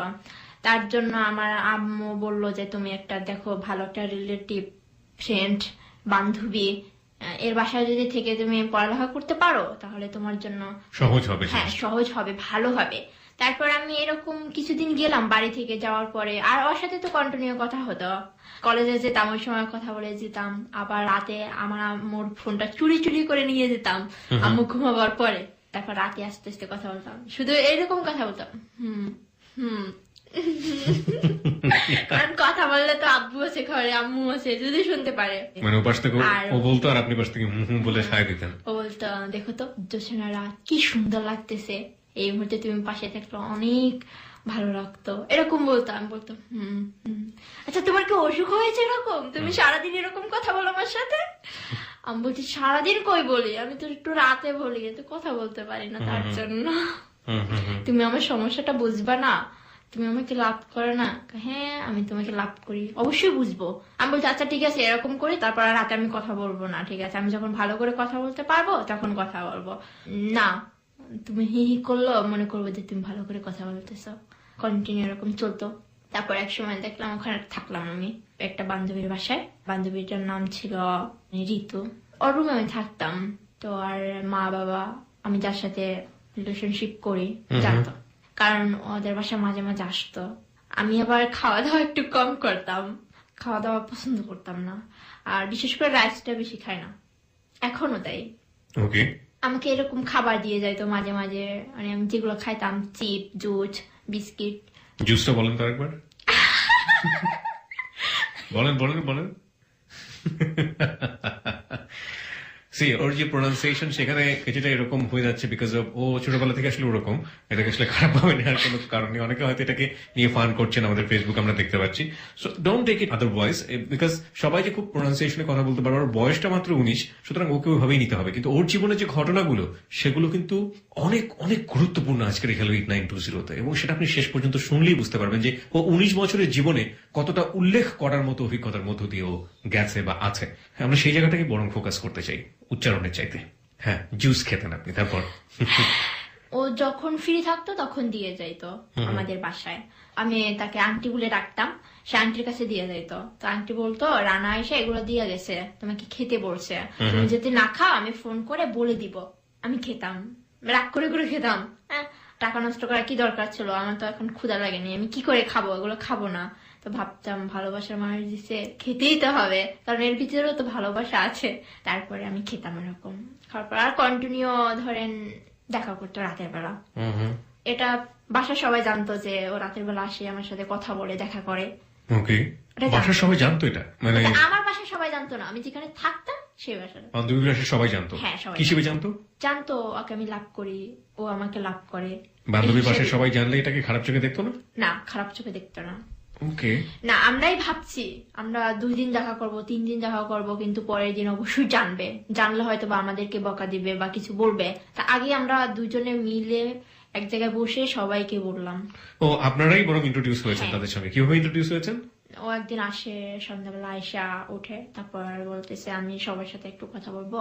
তারপর বলছে আঙ্কেল আন্টি আপনাদের একটু কথা দিতে হবে যে ওর ফ্যামিলিকে জানাবেন না। বলছে আচ্ছা ঠিক আছে আমি জানাবো না, সমস্যা নেই। তারা অনেকটা ভালো ছিল, মানে আমাদের এটা মানে অনেকটা পছন্দ করতো। ব্রিলিয়ান্ট। হ্যাঁ, তারপরে বলছে তোমরা কথা বলো, কিন্তু এমন কিছু করো না যাতে মান সম্মান এটা হয়। হ্যাঁ, সেটাই। তারা রাজি ছিল কেন এটাও আমি জানি, ঠিক আছে, মধ্যেও কিছুটা ছিল। আর ও আমার জন্য বিশেষ করে অনেক খাবার নিয়ে আসতো, তো আমি ওগুলো খেতাম না, সবাই দিতাম। তো সবাই একটা আনন্দের মতো ছিলাম। এরকম কন্টিনিউ প্রত্যেকদিন আসতো, আমি ফিলিংস পাইতাম যে ও আসছে, যে আমি চোখ মিলতাম এই দেখতাম ও আমাকে ফোন দেয়। তো আমি রুম থেকে বের হইয়া আবার রুমটা সুন্দর করে ভালো করে লাগাইয়া তারপর যাইয়া একটা বসার জায়গা ছিল নদীর পাশে, মানে একটা বসার মতো। কোথায় এটা, কোন এলাকা বলো তো? এটা বলতে চাচ্ছি না। মানে কোন জেলাতে এটা? বরগুনা জেলাতে। বরগুনা জেলাতে। ওকে, ঠিক আছে, লোকেশনটা বললেন না কারণ দেখা গেল কালকে কি অনেক লোকজন ওখানে দাঁড়িয়ে আছে। ওকে, ঠিক আছে, ফাইন। তারপরে আমরা বসতাম, বসে বসে নদীর পানি দেখতাম। তো জ্যোৎস্না রাতে খুব ভালো লাগতো। ওহো, সো সুইট। মানে প্রকৃতির সাথে আপনাদের প্রেম মারাত্মক ভাবে মিলে গিয়েছে। কারণ অনেক সময় দেখা যায় ইট পাথরের দেয়ালে রোম্যান্টিসিজম আসলে সেরকম ভাবে জাগে না, কিন্তু ওদের যে বয়স, সে বয়সের যে রোম্যান্টিসিজম এবং একই সাথে প্রকৃতি ওদেরকে যেভাবে সাপোর্ট করে যাচ্ছে, সেই বিয়ের বাড়ি থেকে শুরু করে প্রেম করার জন্য একটা নদী, একটা জ্যোৎস্না রাত, বাহ, শুনতে ভালো লাগছে। হ্যাঁ, একদিন হঠাৎ করে আমার যে ঋতু বান্ধবীটা ছিল, আর আমার বিয়ে হয়েছিল, ওরা প্রেম করে বিয়ে করছে। তারপরে ওরা মানে প্ল্যান করছে কুয়াকাটা, তো সেইখানে যাওয়ার জন্য প্ল্যান করতেছে যাবে। তো আমাকে বলতেছে তুমি যাবা তো? মা তো বলতে পারবো না, ওকে বলবো, ও যদি যায় তাহলে আমরা যাবো। তারপর আমি ফোনে বললাম দেখো ওরা তো আজকে যাবে, তুমি কি যাবে? বলতেছে তুমি যাবে, তুমি যদি বলো যাবে তাহলে আমি যাবো। আচ্ছা ঠিক আছে আমি যাবো, আমার ভালো লাগতেছে না। তো শুক্রবার ছিল দিনটা। বলতেছে দেখেই আবার রাতে ব্যাক করব। 2টা বাইক নিয়ে রওনা হলো, আমরা এক বাইক আর এক বাইকে। তো কেউ সামনে পিছনে চালাচ্ছে, কেউ সামনে পিছনে চালাচ্ছে, অনেক মজা করছি। পরে গেলাম, যাওয়ার পর অনেক ঘুরলাম, দেখলাম নদীর দৃশ্য, পাশাপাশি মনের মানুষ, কি ফিলিংস বলতে পারবো না, বলা যায় না ইনফ্যাক্ট। হ্যাঁ অ্যাকচুয়ালি ভাবে এটা বলা যায় না। তারপরে এক সময় ধরেন মোটর বাইক চালাইতাম নিচ দিয়া, ধরেন যেখানে হাঁটতেছিলাম না বালু কতখানি পড়ে গেছে। কুয়াকাটা অবশ্যই গেছেন? কুয়াকাটা আমার যাওয়া হয়নি ইনফ্যাক্ট, আমি অনেক জেলাতে গিয়েছি, কুয়াকাটাতে এখন পর্যন্ত আমি যাইনি। যাবো অনেক সুন্দর। আপনারা বাইক চালাচ্ছে নিচ থেকে, পানির ভিতর থেকে বাইক চালাচ্ছে। আপনি যেভাবে বর্ণনা করছেন আমার কুয়াকাটা না গিয়ে উপায় নেই আর কি। হালকা হালকা পানি, তো গায়ে ছিটি উঠতেছে, তো আমার খুব ভালো লাগতেছে। বলতেছে তুমি চালাও, ভালো লাগতেছে। তো এক সময় হঠাৎ করে বাইকটা নষ্ট হয়ে গেল। ফুলের বোনে কাটা থাকবে, এটাই স্বাভাবিক। ওকে, প্রেমের সাইড এফেক্ট থাকবে, এটা মেনে নিতে হবে। যারা এতক্ষণ ধরে ওই যে রোম্যান্টিসিজমের সাগরে ভাসছিলেন, তাদের সবার জন্য বলছি, যারা প্রেম করেননি তারা এই গল্প শুনে ইন্সপায়ার হবেন না প্লিজ। এটা ন্যাচারালি যদি আপনার ভিতরে আসে, আপনি আপনার মতো করে করুন, কোনো সমস্যা নেই। বাট এই স্টোরি শুনে ওই যে তোমা আপু অনেক সুন্দর করে বলে গিয়েছিল চলো এবার আমরা একটা প্রেম করি, এরকম যেন কখনো না হয় প্লিজ। ওকে, বাইক নষ্ট হলো, তারপর অনেক মন খারাপ লাগতেছিল। ওরা তো অনেক দূরে চলে গেছে, যে আশেপাশে ছিল না, এমন একটা জায়গা ছিল, অনেক দূরে ছিল, চলে আসছিলাম। তো হাঁটতেছি, ওর ঘাম পড়তেছে, অনেক ঘাম পড়তেছে। আমি আবার আমার ওনা দিয়ে ঘামটা মুছা দিতেছি, বলতেছি তোমার কষ্ট হচ্ছে? বলতেছে না তুমি পাশে আছো না, একদম কষ্ট হচ্ছে না।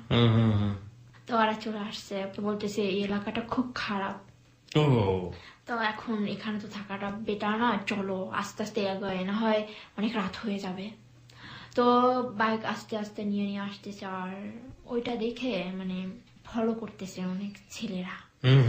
তো ওখানে এমন ছিল যে ওরকম ছেলে মেয়ে গেলে, ছেলে মেয়েদের কিছু হয় না, সো বাইক টেক নিয়ে গেলে ফিটিং একটা শব্দ আছে, আটকাইয়া তারপরে ধরেন বাইক টেক বিক্রি করে ওরা খাইলো, এরকম মাস্তানে অপমান করলো আপনাদেরকে, এরকম কিছু একটা। তো বাইক নিয়ে প্রায় কাছাকাছি এসে গেছি, সো আর 5 মিনিট পরেই আমরা গাড়ি সারবে মেকানিক্সের কাছে। ওই মুহূর্তে 4-5টা ছেলে সামনে এসে দাঁড়াইছে, কোথায় থেকে আসছেন আপনারা, কোথায় যাবেন, আপনাদের কি হয়েছে, এরকম একটা কথা বলা দাঁড়াইছে। বরগুনা থেকে আসছে, এরা আপনাদের সাথে আছে, এরা কি আপনার? ও তো পরিচয় দিয়েছে আমার ওয়াইফ। ও বলছে যে ও আমার বান্ধবী, আর ওর হাজবেন্ড বলছে ও আমার ফ্রেন্ড।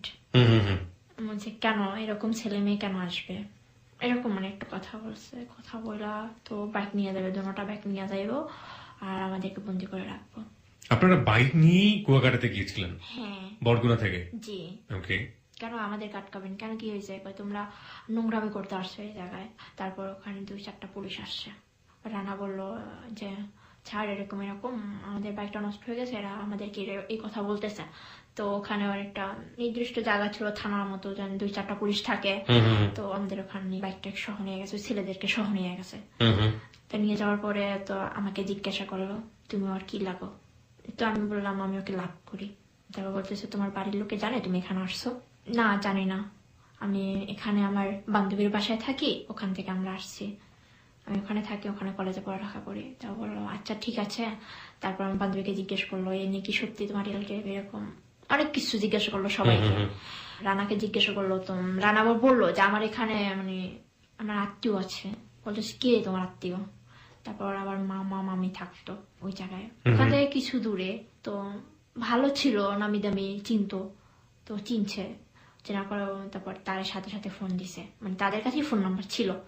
ফোন দিয়ে বলে আপনার ভাইগনা এখানে আসছে, এরকম এরকম, তো 2-4টা ছেলে পিছু নিচ্ছে, তো এরকম এরকম, এখন আপনারা এসে নিয়ে যান, না হলে বাইক 2টা আছে বিক্রি করে নিয়ে যাবে, না হয় ছেলে মেয়ে এরকম করবে, আমরাও বাধা দিতে পারতেছি না, এরকম মানে কিছু বললো। তো আর মামা ছিল অনেক দূরে, তো আর মামি আসছে একটা গাড়ি নিয়ে, আয়সা। তো সবার সাথে মানে কথাবার্তা বলে টলে আমাদেরকে নিয়ে গেল তাদের বাসায়। আর ছেলেদেরকে অনেক বকা দিছে, শোনো এখানে সবার ঘোরার জায়গায়, ফ্যামিলি নিয়ে আসতে পারে, প্রেমিক প্রেমিকা নিয়ে আসতে পারে, তোমরা ধরতে কে, কেন এখানে কি স্বাধীনতা নেই না, তোমাদের জন্য আইন দেওয়া হয়েছে, এরকম মানে কিছু বললো, ওদেরকে বকা টকা দিল।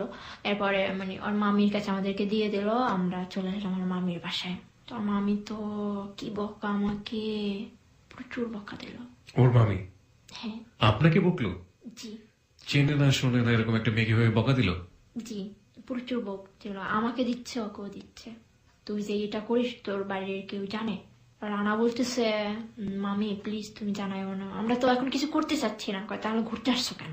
প্রেম করলে কি ঘুরতে পারে না মানুষে বলো? আজকে তো শুক্রবার, তোর সামনে পরীক্ষা, তুই এখন ঘোরার সময়, মানে ওর ছিল ইন্টার পরীক্ষা ছিল। ওকে, আপনার হচ্ছে এসএসসি পরীক্ষা শেষ, রেজাল্ট বের হয়েছে এরকম একটা সময়, হ্যাঁ। কলেজে পড়ছেন আপনি, জি আর ও হচ্ছে ইন্টার পরীক্ষা দেবে। জি বয়সের ডিফারেন্স তো খুব বেশি না, মাত্র 1-2 বছর বয়সের ডিফারেন্স। জি। ওকে। তারপরে মানে ওকে বকা টকা দিল, তারপর খাবার দিল, ও খেলো না।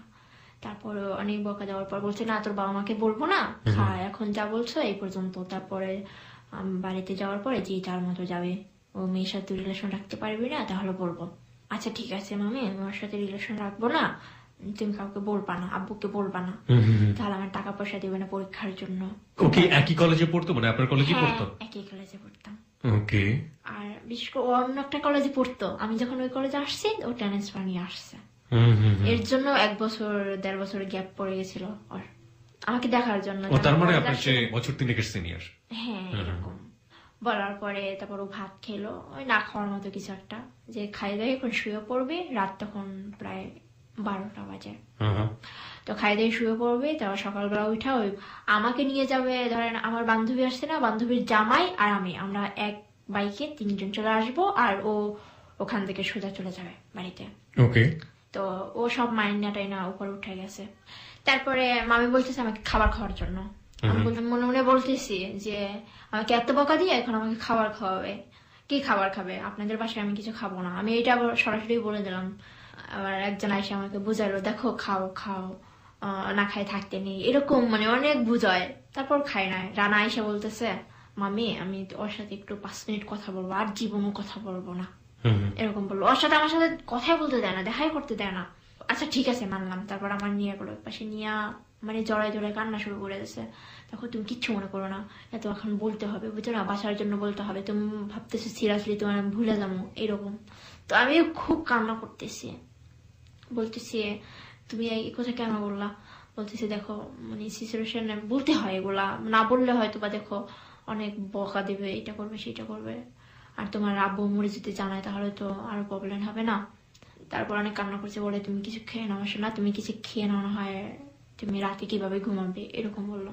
আমি সকালবেলা ঘুম থেকে আগে আগে উঠেই চলে যাব, চলে যাই আমি অন্য এক জায়গায় দাঁড়াই থাকবো, ওখান থেকে তোমার নিয়ে যাবো। ওকে। তারপর কিছুটা খাইলাম হালকা পাতলা। তারপরে আমি সকালবেলা উঠলাম, তো আর খুঁজে পাওয়া যাচ্ছে না।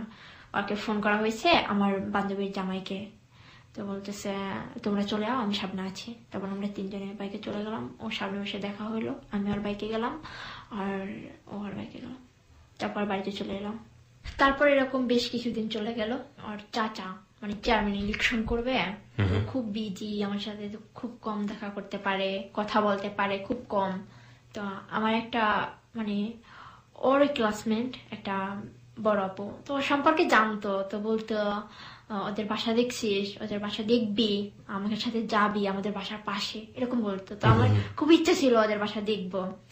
তারপর ওই আপুর সাথে ওকে না বলেই চলে আসি আপুর বাসায় বেড়াতে। তো ওকে বলি হঠাৎ করে তুমি এখানে আসো। বলে তুমি কি পাগল হয়ে গেছো, এখানে এসে কি করবো? ও তো আমার বাসার মানে 5 মিনিট লাগে বাসা থেকে, তুমি আসো না, দেখবে তুমি চমকে উঠবে। কেন তুমি এখানে আসছো? হতেই পারে না, ওখানে তুমি আসতেই পারো না, এরকম বল। রানা বলছে হ্যাঁ, ওকে, বলছে তুমি আসো না প্লিজ, আমি বলছি না। তারপর আসছে, আইসা দেখে আমি দাঁড়িয়ে দাঁড়িয়ে কথা বলতেছি, মানে কথা বলতে বলতেই বাইক চালাতে চালাতে চলে আসছে। ওকে, তো দেখা আমাকে একদম অবাক, কি করে সম্ভব, তুমি এখানে কি করে আসছো? তারপর আপুর নাম ছিল নাসরিন। তো আপু বললো আমার সাথে আসছে, তোর বউকে তোর বাড়ি দেখাবি না, এরকম বলে। তারপর বলে হ্যাঁ অবশ্যই দেখাবো, চলো চলো আমার বাইকে চলো, দেখবি তোমার বাড়ি দেখাই আসবো, তোমার শ্বশুর শাশুড়ি সালাম করে আসবো। এটা মজা করে কথা বলে। আমিও বাইকে উঠে যাই, কি চলো আমি যাবো, সত্যি যাবো, শ্বশুর বাড়ি দেখতে আসছি, অবশ্যই যাবো। তো ও জিদ করে নিয়ে গেল, কিন্তু ভিতরে ভিতরে ভয় পাচ্ছে কোথায় নিয়ে যাচ্ছে, তো ওটা বলেন আমাকে। আপু ডাক দিয়ে বলে যে তোমার তাড়াতাড়ি চলে এসো। বলছে আচ্ছা ঠিক আছে। ওই সময় ধরেন একদম সন্ধ্যা সন্ধ্যা, মানে সময়টা গেলাম, যাওয়ার পরে এক জায়গায় রাখলো ব্যাগটা, অনেকক্ষণ ঘুরলো, গ্রামটা ঘুরলো, প্রায় 9টা বাজে। গ্রামটা ঘুরে দেখাইলো আমারে। লাস্টে বললাম চলো বাসায় যাবে না? সত্যি তোমার আব্বু আম্মুকে আমি দেখতে আসছে। সত্যি যাবে? তোমার সাহস আছে যাওয়ার? বলছে হ্যাঁ অবশ্যই আছে। দেখো তোমাদের বাসাতে ইলেকশন চলেছে, কত মানুষ আসতেছে না, আমিও যাব। ইলেকশন মানে? ওর চাচা মানে চেয়ারম্যানে দাঁড়াইছে, চলো না আমি এই ফাঁকে একটু দেখে আসি, আমাকে তো কেউ বুঝতেই পারবে না। আচ্ছা ঠিক আছে, চিন্তা ভাবনা করবো। তো অনেক রাত হয়ে গেলে তো গ্যারেজ গুলো বন্ধ করে দেবে, তাই গাড়িটা গ্যারেজে রাইখা আসে। তারপর গাড়িটা রাইখা তারপর একটা পুষ্করণীর পাড়ে বসলাম দুইজনে। কি করবে চিন্তা করতেছে, চলো যাবে? হ্যাঁ যাব। তো বলতেছে না দেখো তাহলে সমস্যা হতে পারে, দেখো ওই মামি কিন্তু এখনো বলে নাই, যদি একটু হয়ে যায় তাহলে কিন্তু সবগুলো বললে আমার বাবা আর আমার লেখাপড়ার খরচও দিবে না, তোমার বাবা মা অনেক সমস্যা করবে। তো বললাম আচ্ছা ঠিক আছে, তুমি যেটা বলো আমি সেটাই, আমি তোমার সাথে দেখা করতে আসছি, আমি কি তোমার ফ্যামিলির সাথে দেখা করতে আসছি? তুমি যদি না না দাও আমি যাব না। তারপর বলছে আচ্ছা ঠিক আছে। তারপরে আমরা অনেকক্ষণ গল্প করলাম, রাত 11টা বাজে। তারপর বলতেছি আমি বাসায় যাব না। বলতেছি দেখো 11টা বাজে রাত, এখন তুমি কি করে বাসায় যাবা? মানে গ্রাম অঞ্চল তো 11টা অনেক রাত। টেনশনে পড়ে গেলাম, কোথায় যাব, কোথায় থাকবো। তো আপু টেনশন করতেছে না, আপুকে ফোন দিতেছি, ফোন বন্ধ। কি করব কি করব। তারপর খড় খড় চিনেন? খড় চিনি, খুব ভালো করে চিনি। তো খড়ের পাশে বসে বসে ভাবতেছি, আর বললো থাক না আজকে রাতটা এখানে কাটাবো, সমস্যা কি, তুমি আমি গল্প করব, তুমি চিন্তা করো কেন। 18 বছর বয়স, জানে না কোনো বাধা, সুকান্তের সেই কবিতাটা। তারপর অনেকক্ষণ গল্প করলাম। তারপর আমার খুব ঠান্ডা লাগতেছিল, ওর গায়ে চাদর ছিল, ওই চাদরটা আমার দিয়ে দিছে। ছেলে মানুষ, আমার ঠান্ডা লাগলে কিচ্ছু হবে না, তুমি তো মেয়ে মানুষ, তোমার ঠান্ডা লাগলে তোমার অনেক সমস্যা হবে। আমি বললাম না দেখো তোমার ঠান্ডা লাগতেছে, আমি এটা করতে পারি না, তাহলে ওটা ওখানে রেখে দাও, দুইজনেই ঠান্ডা করবো, এরকম করতাম, জিদ করতাম। জিদ করার পরে তো বলছে আচ্ছা ঠিক আছে আমরা দুজনেই পড়বো, আসো। তারপরে আমরা পাশাপাশি বসে দুজনেই পড়া গল্প করতেছি। কোনো এক সময় যে আস্তে আস্তে আস্তে আস্তে ঘুমাই গেছি। ঘুমাই যাওয়ার পর সকাল সকাল, আর ওই ঘটনাটা আর একটা দুলাভাই জানতো। মানে এটা কি, আপনারা খড়ের গাদায় ঘুমলেন সারা রাত? গল্প করতে করতে ঘুমায় গেছি, বলতে পারবো না কখন ঘুমায় গেছি। ওকে ওকে, আমি ঘুমায় গেছি কিন্তু ও ঘুমায় নাই। ও জেগেছিল সারা ও রাত? জেগেছিল। ও আমাকে মশা কামড়াচ্ছে, ওগুলো নাকি আমাকে সকাল বলছে। বলতেছে তোমাকে মশা কামড়াচ্ছিল, আমি দেখছি, তাও মাইরে দিছি, আমার সামনে তোমাকে আপনি কামড়াবে। ঘুমিয়েছেন, ও মশা মেরেছে। ছেলেদের সারা জীবনের দায়িত্বই কিন্তু এটা, ঠিক আছে? ওকে। চাচা তো দুলাভাই বুঝছেন, সে শুনছে তো সে জানতো আমাদের সম্পর্কটা আগে আগে না, থেকেই জানতো। জানতো, কিন্তু এই রাতের ঘটনাটা অন্যরা জানলো কিভাবে, কে বললো? ও ফোন করে বলছে দুলাভাই দেখো ও আসছে, এখন কোথাও যেতে পারতেছে না, বাসায় যেতে পারছে না, দেখো তোমার বাসা ম্যানেজ করতে পারো কিনা, তাহলে ও রাতটাকে বাইরে কাটাবে। তো বলতেছে দেখো আমার শাশুড়ি করে এরকম বলতো, এখন তোমাদের জন্য কিচ্ছু করতে পারতেছি না। দুলাভাইটা জানতো, খুব ভালো ছিল। তো আমাদেরকে ফোন করে বলতো তোমাদের কিছু খাবার লাগবে, আমাদের খাবার দিয়ে গেছিল মটর ভেকে করে। ও রাত 2টার সময় চিপস আর জুস। এবার কিন্তু আগের তুলনায় জুসের উচ্চারণটা একটু ভালো হয়েছে। ওকে ওকে, প্রিয় শ্রোতা, আমরা একটা বিরতি অদ্ভুত সুন্দর একটা রাত গেল জীবনে, কিন্তু এটা তো ভয়াবহ রকমের সামাজিক ক্রাইসিস তৈরি করতে পারে। আমি ঠিক জানি না আপনার ক্ষেত্রে কি হয়েছিল, যেহেতু আমাদের ক্ষেত্রে এরকম কিছু হয়নি। আমি যে প্রশ্নটা আপনাকে করতে চাই, এত কাছাকাছি আপনারা ছিলেন, এই বয়সটা এতটাই বেশি ভুল করার বয়স, ওই রাতে কোনো ভুল করেছিলেন আপনারা দুজন মিলে? আমি ভুল করা বলতে আমি বুঝতে পেরেছি আমাদের এরকম কোনো ফিলিংস ছিল না। That's great. ওকে, তারপরে এই রাত নিয়ে অন্য কোনো জায়গায় কোনো ধরনের কুৎসা রটনা কোনো কিছু হয়নি? ফাইন। তারপর কেউ জানতেই পারেনি। ওকে। তারপর সকালবেলা ফোন করে ওর দুলাভাই আমাকে বলতেছে, কিরে কাপড় নিয়ে আসবো, গোসল করতে হবে না, এরকম বলতো। বাসর রাত তো হয়ে গেছে।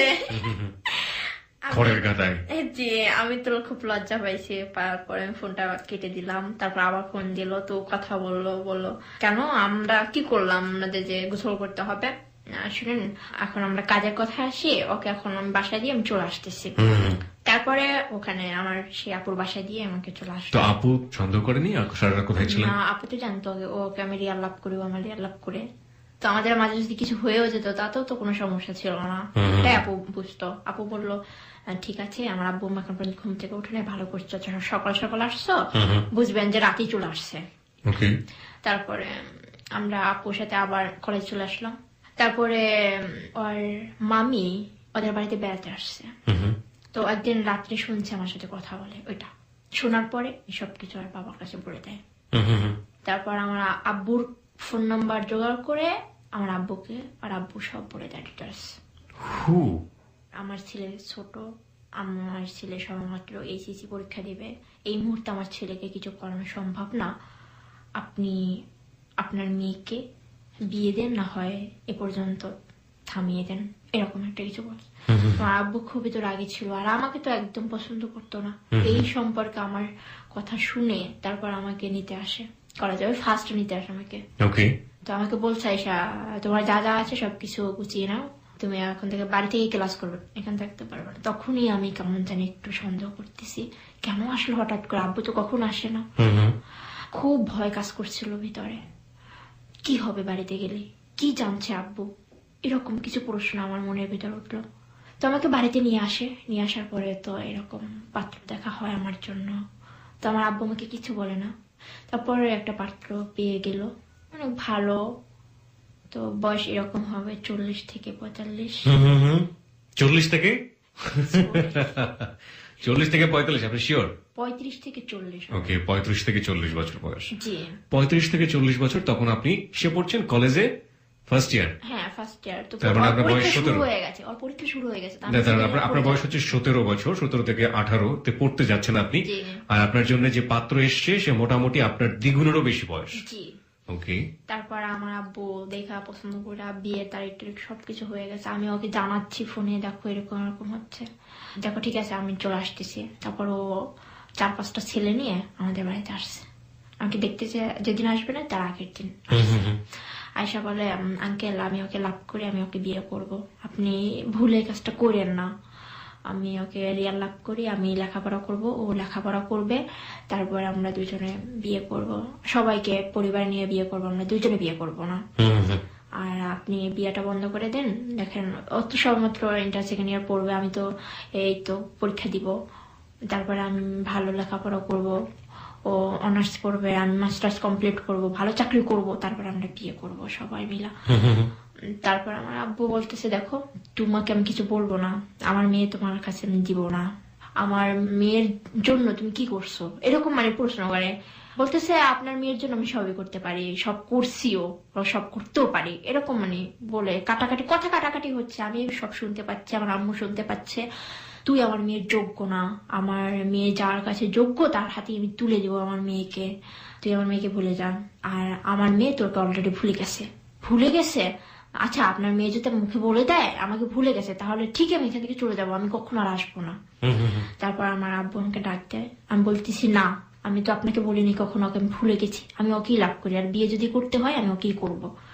তারপরে তো আরো একটু পাওয়ার পেল না, দেখছেন আপনার মেয়ে কি বলছে, এরকম অনেক কথা কাটাকাটির পরে বললো যে আমার মতো মেয়ে পারলে তুমি বিয়ে করে দেখাও, এরকম মানে একটা কথা হয়েছে। আর খুবই রাগ হয়েছে সেই কথাটায়। তারপর থেকে আমার কাছে ফোন যে ছিল, আমার আব্বু এটা জানতে পারে, ফোন নিয়ে যায়, আমাকে রুমের ভিতরে বন্দি করে রাখে। বলে অনেক খাওয়া দাওয়া করাবি না, রুমের ভিতর থাকবে, বের হতে পারবে না, কেউ ওর কাছে যেতে পারবে না। তো আমার আম্মু আমার একটু সাপোর্ট দিত, তো ওই সময় আমার আম্মু সাপোর্ট দেয়নি। তারপরে আমি খুব কান্না করতাম, ভাবছি ওকে যদি আমি নাই পাই তাহলে আমার এই জীবনই রাখবো না, দিয়ে অন্য একটা পুরুষের সাথে আমি ঘর করব, তাহলে আমি কেন ভালোবাসলাম, এরকম মানে কিছু প্রশ্ন আমার ভিতরে কাজ করতেছে। তো আমাকে 2 দিন কোনো খাবার দেওয়া হয় না। আমার আব্বুর খুব কড়া হুকুম ছিল, আর রুমে কেউ যাবি না। আমি তো খাবার খাওয়ার মতো আমার কোনো রুচি ছিল না, একদম চুপচাপ ছিলাম। তারপরে খুব কান্না করতাম, তো আমাকে দেখতে আসছে, তো আমাকে সাজায় গুজায় নামানো হয়েছে। সাজায় গুজে নামানো হয়েছে মানে? হ্যাঁ, আমি শুধু কান্না করতেছি, আমাকে মেকআপ করতেছে, কান্নার পানিতে সব কে আপনাকে দেখতে ধুয়ে আসছে? যাচ্ছে। ওই যে ছেলের সাথে বিয়ে করার কথা ছিল, সেই ছেলে আপনাকে দেখতে সেই আসছে? ছেলের বাড়ির পক্ষে মানুষ আমাকে মেকআপ করতেছে, পার্লারে মেয়ে আনছে, তো একদম আমাকে সাজা গোজায় নামাচ্ছে। আর আমাকে বলছিল আমার আব্বু যে বলছে আমি সাজবো না, আমি ওগুলো ছুঁড়ে ফেলে দিছিলাম।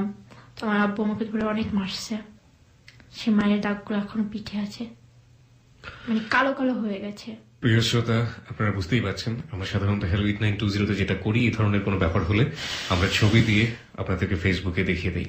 আজকে সেটা করা সম্ভব নয়, কারণ তো আপনারা নিশ্চয়ই জানেন। কোনো কমেন্টস করতে চাই না, শুধু একটা কথা বলতে চাই, সেটা হচ্ছে যে ওরা যেটা করছিল সেটা ভুল ছিল কি শুদ্ধ ছিল সেটা জাজমেন্টের একটা ব্যাপার অবশ্যই আছে। ওদের প্রেমের সম্পর্ক, ওদের লাভের সম্পর্ক, অবশ্যই অভিভাবক হিসেবে সেখানে একটা দায়িত্ব পালন করার একটা সুযোগ ছিল। কিন্তু অভিভাবক হিসেবে যদি ওই অভিভাবকের জায়গায় আপনি কখনো থাকেন বা আপনি যদি এই কাজটা করেন, তাহলে আপনার জায়গাটাকে আমি ভুল বলতে চাই। কারণ যদি আপনি মনে করেন যে তমা এবং রানার সম্পর্কটা ঠিক না, তাহলে তমা এবং রানার সম্পর্ক বন্ধ হবার জন্য আপনি যে কাজটা করছেন সেটা আরো ভয়াবহ অন্যায় রকমের কাজ। কারণ এই কাজ করে তমা রানাকে তো বিচ্ছিন্ন করা যাবেই না, তোমাকেও একটা সুস্থ জীবনে ফিরিয়ে আনা যাবেই না। একই সাথে ওই 35 থেকে 40 বছরে যে ছেলেটাকে নিয়ে আসছেন তার জীবনের 12টাও বাজানোর ব্যবস্থা করতেছেন। এটাই হচ্ছে ভুল। আমাদের অভিভাবকরা আমাদেরকে শাসন করতে গিয়ে অনেক বড় বড় রকমের ভুল করে ফেলেন। দেখি শেষ পর্যন্ত এই গল্পটা কোথায় গিয়ে দাঁড়ায়। কারণ আমরা সবসময় বলে থাকি হ্যালো 8920 কোনো বাঁকেই অনুমান করার কোনো উপায় নেই যে জীবনের গল্প কোথায় গিয়ে শেষ পর্যন্ত দাঁড়াবে। আমাদের হ্যালো 8920 আজকে তমা জীবনের গল্প বলতে এসছে, পুরোটা সময় জুড়ে আমরা অন্যরকম একটা ফিলিংস এর মধ্য দিয়ে যাচ্ছি, কিন্তু এখন ফিলিংস এর মোড়টা ঘুরে গিয়েছে।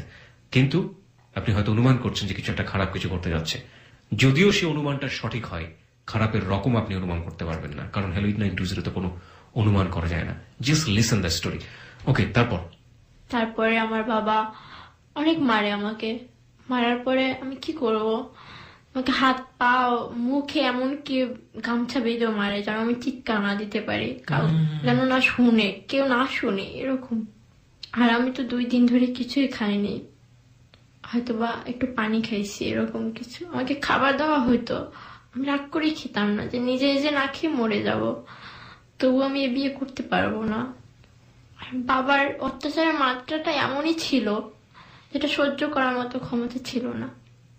তারপরে আমাকে সাজিয়ে গুজে নামাছে, তারপরে আমি কিছু বলি না, আমি শুধু দাঁড়ায় শুধু কান্নাই করতেছি। আর যে আমাকে বিয়ে করতে আসছিল সে জানে যে আমি অন্য একটা ছেলেকে লাভ করি, তারপর আমাকে বিয়ে করতে রাজি হয়। তারপরেও আপনাকে বিয়ে করতে রাজি হয়? কেন রাজি হয় জানি না, সেটা আমার বাবাই জানে আর সেই জানে।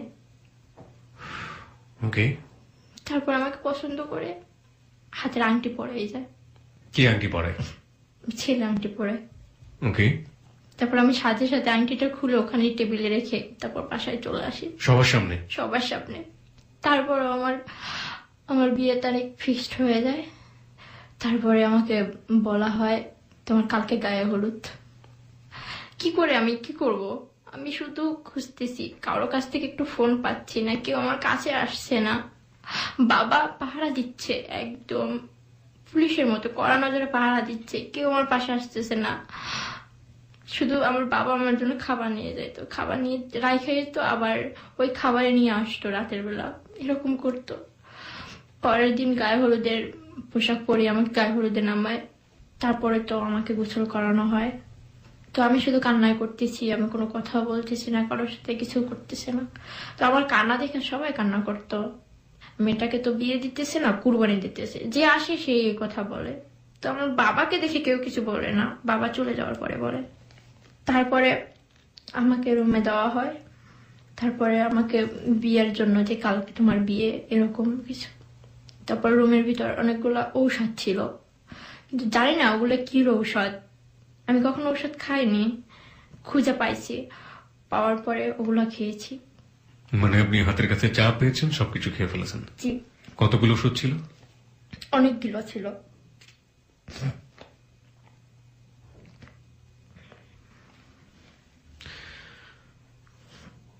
ওকে। খাওয়ার পরে তারপরে দেখি মানে উপরে একটা তাকের উপরে একটা কিসের জানি বোতল, তো বের করলাম, দেখলাম একটা কিরকম জানি মানে বিষ জাতীয় একটা জিনিস, মানে আমি বিষের বোতল চিনি না, তো ওগুলোও খেয়ে নিলাম। মানে আপনি চাচ্ছেন আপনি মারা যেতে, তাই তো?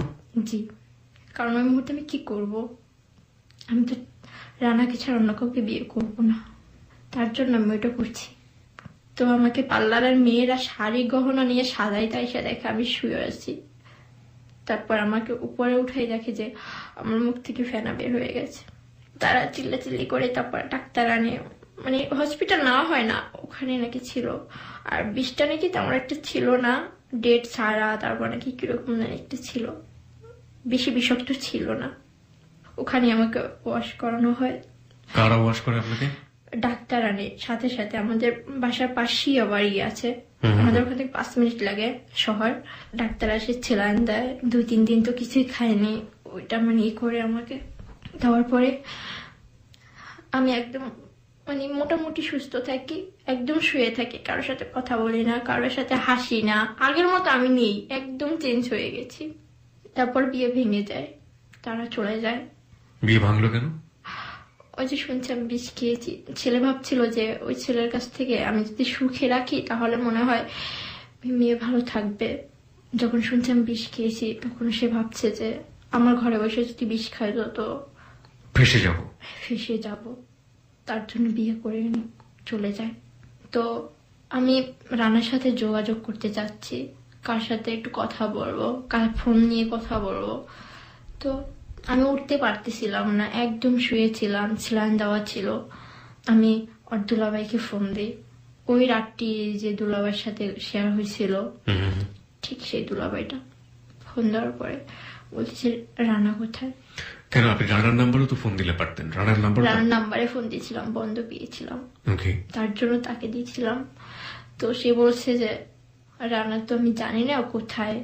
আমি তো খুব কান্না করতেছি, তা বলতেছে কেন, তোমার কি হয়েছে? তারাও কিছু জানে না। আমি বলছি রানা কোথায়, আমি রানার কাছে একটু কথা বলবো। তারপরে আর কথা হয় না, বলে আমি জানি না, তো আমি বাসা থেকে খবর নিয়ে আমি তোমাকে বলবো। তারপর আর একটা ফ্রেন্ড ছিল আশিক, ওকে ফোন দিই আমি, তো বলে তোমা রানা তো বিয়ে করেছে। What? That's why we always say যে আপনি even you can't imagine যে প্রত্যেকটা বাঁক জীবনের কতটা নাটকীয়। That's why we always say life is more than drama. আমি ধারণা করছিলাম যে ও সুইসাইড করার প্ল্যান করেছে, রানাকে খুঁজে পাওয়া যাচ্ছে না এবং রানা বোধহয় সুইসাইড করেছে বা এরকম একটা কিছু, কিন্তু আমরা শুনলাম রানা বিয়ে করেছে। রানা বিয়ে করেছে, আপনি শোনার পরে আপনার ভেতরের কি আপনি অনুমান করছিলেন, কেন এরকম আমি সাথে সাথে আবার অজ্ঞান হয়ে গেছি। আমি তখন নিজেকে আর ঠিক রাখতে পারিনি। আমি যার জন্য এত করলাম সে বিয়ে করেছে, এই কথাটা আমি কখনো সহজে মেনে নিতে পারিনি। আপনার বিশ্বাস হচ্ছিল? আমার বিশ্বাস হচ্ছিল না, কারণ রানা আমারে ছাড়া অন্য কোনো মেয়েকে বিয়ে করতে পারে না, ও অন্য কারো হতেই পারে না। আমি কি করব? তখন তো আমি অজ্ঞান হয়ে গেছি একদম। আমি যতটুকু ছিলাম, যতটুকু কথা বলতাম তখন তাও বলিনি, একদম চুপ হয়ে গেছি।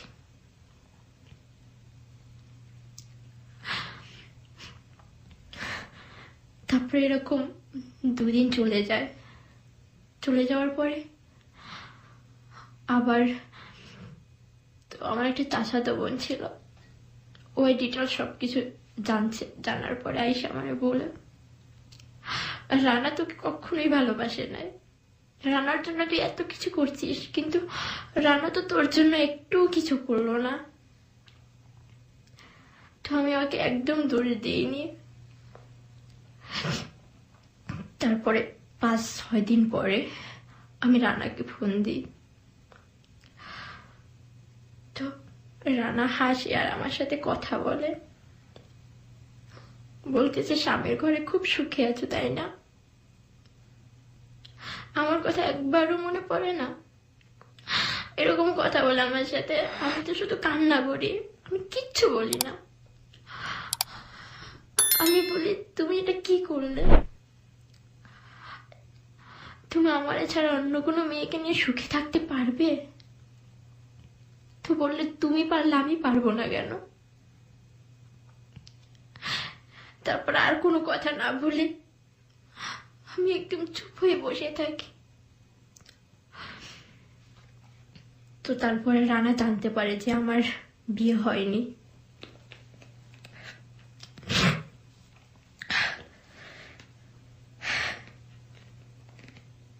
কিভাবে রানা জানে যে আপনার বিয়ে হয়নি?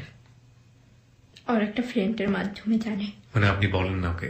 আমি ওকে কিচ্ছু বলি না, কারণ ও হাসতেছে আর কথা বলতেছে, বলতেছে তুমি তোমার স্বামীর ঘরে তো খুব ভালোই আছো, আমার কথা তো একবারও মনে পড়ে না। মানে আমাকে দোষ দিতেছিল যে তুমি আমাকে কখনো লাভ করোনি, এটা করোনি, সেটা করোনি, কিন্তু আমার যে বিয়ে হয়নি এটা ও জানে না। জানার পরে রানা কি বলে? রানা তো আমাকে বারবার ফোন দিচ্ছে আর আমি শুধু বসে বসে কান্না করতেছি। তারপর কোনো এক সময় ফোনটা রিসিভ করি, রিসিভ করার পরে আমাকে বলে, তোমা তুমি তুমি আমাকে বলোনি কেন? আমি বলছি, বলে আর কি হবে, তুমি তো অলরেডি বিয়ে করেই ফেলেছো, আমি আর বলে তুমি কি করবে? আমি তো তোমারই ছিলাম, তোমারই আছি, আর তুমি তো আমার জীবন থেকে হারিয়ে গেছো, অন্য কারো হয়ে গেছো।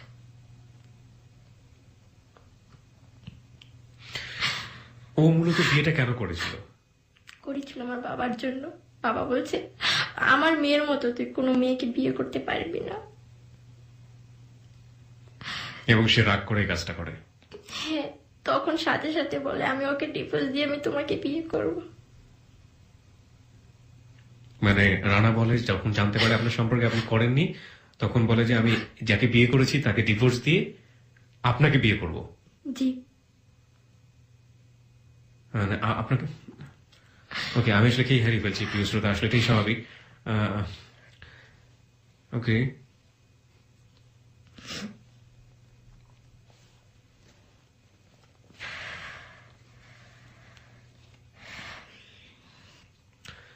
এটা কত সালে হলো, মানে আপনার এই বিয়ের কাহিনী এবং এই যে দুর্ঘটনাটা ঘটলো, এটা কত সালে? এটা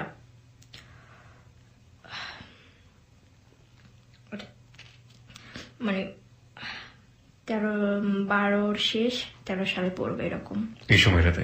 জি। ওকে প্রিয় শ্রোতা, এই 19 বছরের কিশোরীর জীবনের গল্পের শেষ পার্টটা খুবই গুরুত্বপূর্ণ, এবং এখানে আমরা ফিরে আসবো ঠিক রাত 1টা বাজার সঙ্গে সঙ্গে। ফিরে আসতে চাই আপনি যে জায়গাটাতে ছিলেন, ও যখন জানতে পারে ওর সঙ্গে সঙ্গে আপনাকে বলে যে আমি ওকে ডিভোর্স দিব, মানে ওর এক্সিস্টিং ওয়াইফকেও ডিভোর্স দিবে এবং ডিভোর্স দিয়ে আপনাকে বিয়ে করবে। শুনি তারপরে কিচ্ছু বলি না, আমি একদম চুপ হয়ে থাকি। কিছুক্ষণ নীরবতার পরে বলে, দেখো তুমি যাকে বিয়ে করছো সেও তো একটা মেয়ে, তাই না? আমি তোমাকে ভালোবাসি, ঠিক আছে, সে তোমার ওয়াইফ, বিয়ে করেছো তুমি, আমি চাই না ওই মেয়েটার জীবন আমার জন্য তুমি নষ্ট করো। আমি তোমাকে কাছ থেকে পাইনি, তাতে কি হয়েছে, আমি তো দূর থেকে তোমাকে ভালোবাসতে পারবো, এটাই আমার কাছে বড় চাওয়া। হয়তোবা মিলনটা বিধাতা চাইনি, তার জন্যই আমি হয়তোবা তোমাকে পাইনি। তারপর ও শুধু বারে বারে বলতো, না হয় না, তুমি যা বলছো এটা রাত বলতেছো না, তুমি মন থেকে বলতেছো না, তুমি আমাকে ছাড়া কখনো থাকতেই পারবা না। তো আমি আর কিছু বলি না, আমি ফোনটা অফ করে দিই। তারপর থেকে আমি একদম নীরব হয়ে যাই, কিছু বলতে পারি না, কাউকে কিছু করি না। আর আমার কষ্টটা দেখে আমার আম্মা খুব কান্না করতো, বলতো যে আমার মেয়ের জীবনটা নষ্ট হয়ে গেছে। তো আমি কিছু বলতাম না, খাওয়া দাওয়া করতাম না, কিছু করতাম না। তো আমার আম্মু খুব কান্না করে বলতো, তুমি যদি না খাও আমি কি করে খাই। আম্মুকে জড়াজড়ি খুব কান্না করি, কেন মা আমার জীবনটা এরকম হলো কেন, আমি বিধাতার কাছে কি এরকম পাপ করেছি যে জন্মের পর থেকে আমি এরকম কাউকে ভালোবেসেও পাই না, তাকে নিয়ে ঘর বাঁধতে চাইলে এত বাধা আসে কেন।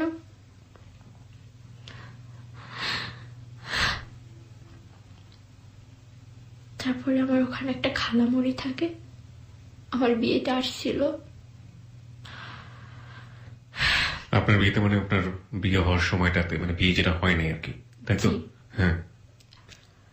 তো খালামণি বলে, দেখো তুমি এখানে থাকলে ওর কথা ওর স্মৃতি মনে রাখতে রাখতে তুমি একসময় পাগল হয়ে যাবে।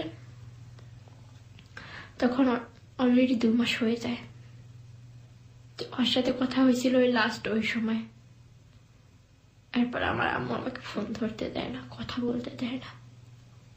আর আমি একদম সারাদিন বন্ধ রুমের ভিতর থাকি, একদম বের হই না, কারোর সাথে কথা বলি না। আর আলোটা আমি সহ্য করতে পারি না, অন্ধকারটা আমার খুব বেশি ভালো লাগে। তারপরে আমার খালামণি আমাকে ঢাকাতে নিয়ে আসে। তো ও জানে কোথা থেকে খালামণির নাম্বারটা জোগাড় করে খালামণিকে ফোন দিয়েছে, বলছে আমি ওর সাথে একটু কথা বলবো। তোমার খালামণি দিত না। খালামণি বলে, তুমি যখন বিয়ে করেছো সেই মেয়েটাকে নিয়েই থাকো, তোমাকে কেন ফোন দিচ্ছ, আমাকে ফোন দিবা না। অনেক রিকোয়েস্টের পরে একদিন খালামণি আমার কাছে দেয়, সেই আগের মতো বলে, তুমি খেয়েছো, তুমি না খেলে যে তোমার গ্যাস্ট্রিক হবে, এরকম বলতো। আমি তখন আর ঠিক থাকতে পারতাম না একদম। যে মেয়েটাকে ও বিয়ে করেছে সে মেয়েটার সঙ্গে আপনি কথা বলেছেন? জি, কথা বলেছি। ও মেয়েটা আপনাকে কি বলতো? আমি একদিন হঠাৎ করে ফোন দিছিলাম, খালামণির নাম্বার থেকে ফোন দিছিলাম, তো ওই মেয়েটা ধরেছে। তো আমি পরিচয় দিচ্ছি, আমি তমা বলছি। তো মেয়েটা বলল, দেখো আমি যখন ওকে বিয়ে করেছি, আমি ওর ওয়াইফ, ও আমার হাজবেন্ড, এর মাঝে তুমি ওকে ফোন দিবা না, এরকম বলতো। তারপর আমিও ভাবতাম ঠিকই তো, আমি ফোন দিলে তো হয়তো বড় সমস্যা হবে, তার জন্য আর আমি ফোন দিতাম না। দুইজন বেকুবের সন্ধান পেলাম আমরা, একজন হচ্ছেন অভিভাবকের দিক থেকে, আরেকজন হচ্ছেন আপনার বয়ফ্রেন্ড। আমি জানি কথাটা বললে আপনার প্রচন্ড কষ্ট হবে, এবং আমি যেটা বলেছি সেটা এক ধরনের বেয়াদবি, কিন্তু পুরো গল্পই যেহেতু ইমোশন, সুতরাং ইমোশনের জায়গাটা থেকে আমিও না একটু ইমোশনাল হলাম, কারণ আমিও তো একজন মানুষ। আপনি একটু আমাকে বলবেন, এই যে ওর যে বিয়ে হয়ে যাওয়া, তারপরে আপনি বলছিলেন যে 2012 শেষের দিকের ঘটনা, এটা পুরো একটা বছর চলে গিয়েছে তাই না? প্রায় 1.5 বছর হতে চলল। এই 1.5 বছরের মধ্যে তো রানা বহুবার আপনার কাছে ফিরে আসতে চেয়েছে, এবং আপনাকে বলেছে নিশ্চয়ই যে ওকে ডিভোর্স দিয়ে আপনার কাছে ফিরে আসবে। আপনি তাকে বারবার একটা কথাই বলেছেন, সে কথাটা হচ্ছে যে আমি ওই মেয়েটার সংসার নষ্ট করতে চাই না, তাই তো? জি। আপনি পারেন কিভাবে? আপনি তো আমি চাই ও সুখী হোক, আমি যতটা কষ্টে থাকি না কেন ও যেন সুখী হয়, আমি এটাই চাই। কারণ ওকে আমি দূর থেকে ভালোবাসতে চাই, কাছ থেকে যখন হয়নি তখন দূর থেকে বাসতে চাই। আমি সারাটা জীবন ওকে ভালোবেসে যাবো এরকম। এই সময়টাতে কি আপনি, যদিও প্রশ্ন করাটা নিতান্তই করতে হচ্ছে তাই করা, যে এই সময়টাতে কি আপনি অন্য কোনো এমন কাউকে পেয়েছেন যার প্রতি অনেক ভালো বন্ধুত্বের হাত বাড়িয়ে দেওয়া যায়, যার সাথে অনেকখানি শেয়ার করা যায়, যাকে রানার ভালো লাগার জায়গাটা কিছুটা হলেও দেওয়া যায়, এরকম কাউকে কি পেয়েছেন? আমার এরকম কাউকে কখনো আমার জীবনে আসবেও না, আর আমি কাউকে অ্যাকসেপ্ট করবো না। আমি এই প্রায় 1.5 বছর 2 বছর ঢাকাতে চলে আসছি, বাসা থেকে বের হই না, সারাদিন বদ্ধ রুমের ভিতর থাকি, সারাদিন শুয়ে থাকি, আর ওর স্মৃতিগুলো আমি দেখি, ওর সাথে আমি কি করছি ওগুলো আমার চোখের সামনে সারাক্ষণ ভাসে। একটা সেকেন্ডের জন্য ওগুলো ফেলতে পারি না। এর মাঝে আবার কাকে আনবো, কেউ হতেই পারে না। আপনার লেখাপড়া আমি কি স্টপ রানাকে হয়ে গেছে? ছাড়া আমি কাউকে আমার চোখের সামনে আনতে পারি না, আর পারবো না, কখনো না। আর বাকিটা জীবন ওর স্মৃতিগুলো নিয়েই কাটাবো। আপনার লেখাপড়া কি স্টপ হয়ে গেছে? জি, স্টপ হয়ে গেছে। মানে কি ফ্যামিলি থেকে চায় না নাকি আপনি চান না? কেউই চায় না। ফ্যামিলি চায় না? ফ্যামিলি, আমি বাঁচি না মরে যাই এটা নিয়ে খুব টেনশনে আছে। আগে বাঁচবো, তারপর তো লেখাপড়া। আপনার পরিবারের সবচেয়ে কাছের মানুষকে সবকিছু মিলিয়ে ধরেন, আপনার চাচা হতে পারে, ভাই হতে পারে, বন্ধু হতে পারে, যে কেউ, মানে সবচেয়ে কাছের মানুষকে যার সাথে আপনি একটু হলেও শেয়ার করেন, একটু কিছুক্ষণ তার পাশে থাকলে আপনার একটু হলেও ভালো লাগে, এরকম কি আত্মীয়ের মধ্যে? আমার মা। আপনার মা? আপনার মা আপনাকে কি বলে? আমার মা বলে, মা দেখো, মানুষের জীবনে চাওয়া পাওয়া সব পূরণ হয় না, তুমি তোমার লাইফটা নষ্ট করো না। ছোটবেলা থেকেই তো অনেক কষ্ট করেছো, বাবার স্নেহ পাওনি, তেমন কখনোই না, এরকম কিছুই পাইনি। মা বলতো, কান্না করতো। মা চায় আমি কাউকে বিয়ে করি, আমার সুন্দর করে লাইফ করি, এরকম আমার আম্মা চায়, কিন্তু আমি কখনো এগুলো চাই না। আমার ফ্যামিলির সবাই চায়, আত্মীয় স্বজন যত আছে সবাই এরকম চায়, কিন্তু আমি চাই বাকিটা জীবন ওর স্মৃতি বুকে নিয়ে বেঁচে থাকতে। আমি এরকম আর কিছুই চাই না। আচ্ছা, আপনার জায়গাটার প্রতি আমাদের যথেষ্ট সম্মান এবং অনেক অনেক অনেক বেশি অনেক কিছু শিখলাম আজকে আপনার কাছ থেকে। এবং অবশ্যই আমি মনে করি হ্যালো উইথ 920-তে এটা একটা অসাধারণ জীবনের গল্প। আপনার ধারণা আছে যে এই অনুষ্ঠানটা কত মানুষ শোনে, কতজন শ্রোতা এই অনুষ্ঠানটা এখন শুনছে এই মুহূর্তে? হ্যাঁ, আমি জানি, লাখো লাখো শ্রোতারা শুনতেছে। আপনি এটা বিলিভ করেন যে এই লাখ লাখ মানুষ আপনাকে যেটা বলবে সেটা খুবই গুরুত্বপূর্ণ কথা, এবং লাখ লাখ মানুষের কথা কখনো মিথ্যে হতে পারে না, কখনো ভুল হতে পারে না, আপনি এটা বিলিভ করেন? জি, করি। তাহলে আপনি একটু ফেসবুকে একটু চোখ বুলান। হ্যাঁ, এখানে হাজার হাজার কমেন্টস পড়েছে আপনাকে নিয়ে, তাদের প্রত্যেকের একটাই কথা, সেটা হচ্ছে আপনি রানাকে যে ভালোবাসেন সেই ভালোবাসাটা থাকুক, সারা জীবন আপনার কাছে থাকুক আপনার মতো করে, কিন্তু আপনি লেখাপড়াটা নষ্ট করেন না, আপনার ক্যারিয়ারটাকে আপনি নষ্ট করেন না। আপনি সারাটা জীবন রানাকে ভালোবাসেন, আপনার মতো করে ভালোবাসেন। আপনার মনের ভেতরে যে রানাটা লুকিয়ে আছে সেই রানাটার প্রতি আমাদের যথেষ্ট শ্রদ্ধা আছে, অনেক বেশি রেসপেক্ট তার প্রতি। সেটা বাস্তবিক অর্থে রানা না হলেও অন্য বিষয়, কিন্তু আপনি যে রানাকে আপনার মন থেকে ভালোবাসেন সেই রানার প্রতি আমাদের অনেক শ্রদ্ধা, আপনার জায়গাটা থেকেও তাই। কিন্তু আপনি লেখাপড়াটা শেষ করে দিয়েন না, ক্যারিয়ারটা শেষ করে দিয়েন না, এটা হচ্ছে সবার রিকোয়েস্ট। সবাই যদি চায়, আপনি কি লেখাপড়ার পথে ফিরে আসবেন? হ্যাঁ, আমি লেখাপড়া করব, তো আমার মন মানসিকতা ধরেন এখন পর্যন্ত ঠিক হচ্ছে না, লেখাপড়া ঠিক মতন করতে পারবো না, তো আরো কিছুদিন যাক, তারপরে করব। অবশ্যই করবেন, এবং আপনি কখনো খারাপ চিন্তা করবেন না। এবং আমি মনে করি আপনি আজকে ফেসবুকে ঢুকে এই যে হাজার হাজার শ্রোতা যারা কমেন্টস করেছে, আমি সব হ্যালো উইথ 920 সব লাখ লাখ শ্রোতা যারা আছেন তাদের সবাইকে আমি একটা রিকোয়েস্ট করতে চাই, আসুন আমরা আমাদের এই বোনটার জন্য কিছু একটা করি। কিচ্ছু না, যে শুধুমাত্র একটা কমেন্টস করুন, আপনি ওকে বলুন যে আপনার মনের জায়গাটা থেকে বেস্ট উইশ যেটা করার সেটা করুন। হ্যাঁ, আপনার এই এক একটা কমেন্টস ওর জন্য অনেক বেশি হেল্পফুল হবে। আমার বিলিভ ও যে বয়সের, ও নিশ্চয়ই ফেসবুক ইউজ, আপনি ফেসবুক ইউজ করেন? আগে করতাম, এখন করি না। করেন না? আপনি একটা আইডি খুলে আমাদের ফেসবুকে যাবেন, এই আমাদের পেজটাতে যাবেন, গিয়ে দেখবেন যে ওখানে আপনাকে রিলেটিভ স্ট্যাটাস দেওয়া আছে, আপনাকে একটা ছবি দেওয়া আছে, স্টুডিও পিকচার, যেটা আমরা অনুষ্ঠান চলাকালীন সময় দিয়েছি। কত হাজার হাজার মানুষ যে আপনাকে নিয়ে কমেন্টস করেছে, আপনি কমেন্টস গুলো পড়বেন, মনোযোগ দিয়ে পড়বেন। এই হাজার হাজার মানুষ, লাখ লাখ মানুষ সবাই চায় আপনার মঙ্গল হোক। এবং আপনি সামনের সপ্তাহে আমাদের অনুষ্ঠানের শেষের দিকে আমাদের যে কমেন্টস গুলো করেন শ্রোতারা, পুরো সপ্তাহ ভেবে আপনাকে নিয়ে তার কিছু অংশ আমরা বাজাবো, আপনি সেগুলো মনোযোগ দিয়ে শুনবেন এবং দেখবেন প্রত্যেকটা মানুষ অন্তর থেকে আপনার জন্য দোয়া করছে। এই এতটা মানুষের চাওয়া, এগুলোকে সাথে করে নিয়ে আপনি পড়াশোনাটা ঠিক মতো করুন। আপনার মনের ঘরে যে রানাটা আছে সেই রানাটা বেঁচে থাকুক, আপনি তাকেই ভালোবাসেন শুধু, আমরা সেই জায়গাটা রেসপেক্ট করতে চাই, কিন্তু আপনি নিজেকে শেষ করে দিয়েন না। আমাদের রিকোয়েস্ট আপনি রাখবেন। আচ্ছা ঠিক আছে, চেষ্টা করবো। প্রিয় শ্রোতা, চেষ্টা চলুক। আমরা এটাই বলতে চাই, যে চেষ্টা আমাদের সমাজ করে না, যে চেষ্টা আমাদের পরিবার করে না, আমরা বরং আমাদের এই তমাদের চেষ্টার প্রতি শ্রদ্ধা রাখতে চাই। শ্রদ্ধা কি অর্থে? দেখুন, আমি বলছি না যে তমা এবং রানার যে প্রেম, অসম বয়সের যে বা এই অ্যাডোলেসেন্স পিরিয়ডের যে ভালোবাসা, সেটাকে পরিবার থেকে মেনে নিতে হবে, আমি মোটেও সে কথা বলছি না। আমি বলছি যে ওরা যদি অন্যায় করে থাকে পারিবারিক দৃষ্টিকোণ থেকে, সামাজিক দৃষ্টিকোণ থেকে, তাহলে সেই অন্যায়ের ট্রিটমেন্টটা যেটা হওয়া উচিত ছিল সেটা হয়নি। একটা অন্যায়ের প্রতিবাদ কখনো আরেকটা অন্যায় হতে পারে না। বাবা মা সন্তানকে যদি আদর না করেন, তাহলে কে করবেন? সেই বাবা মা যদি সন্তানকে এইভাবে বিপদের দিকে ঠেলে দেন, আর যে মানুষটা ভুল করলো ওর মানুষ, আমি বলবো সেই ছেলেটি না খুব বেশি ইমোশনাল হয়ে গিয়ে রাগ করে এমন কাজটি করে কি আপনি সারা জীবন শান্তিতে থাকতে পারবেন?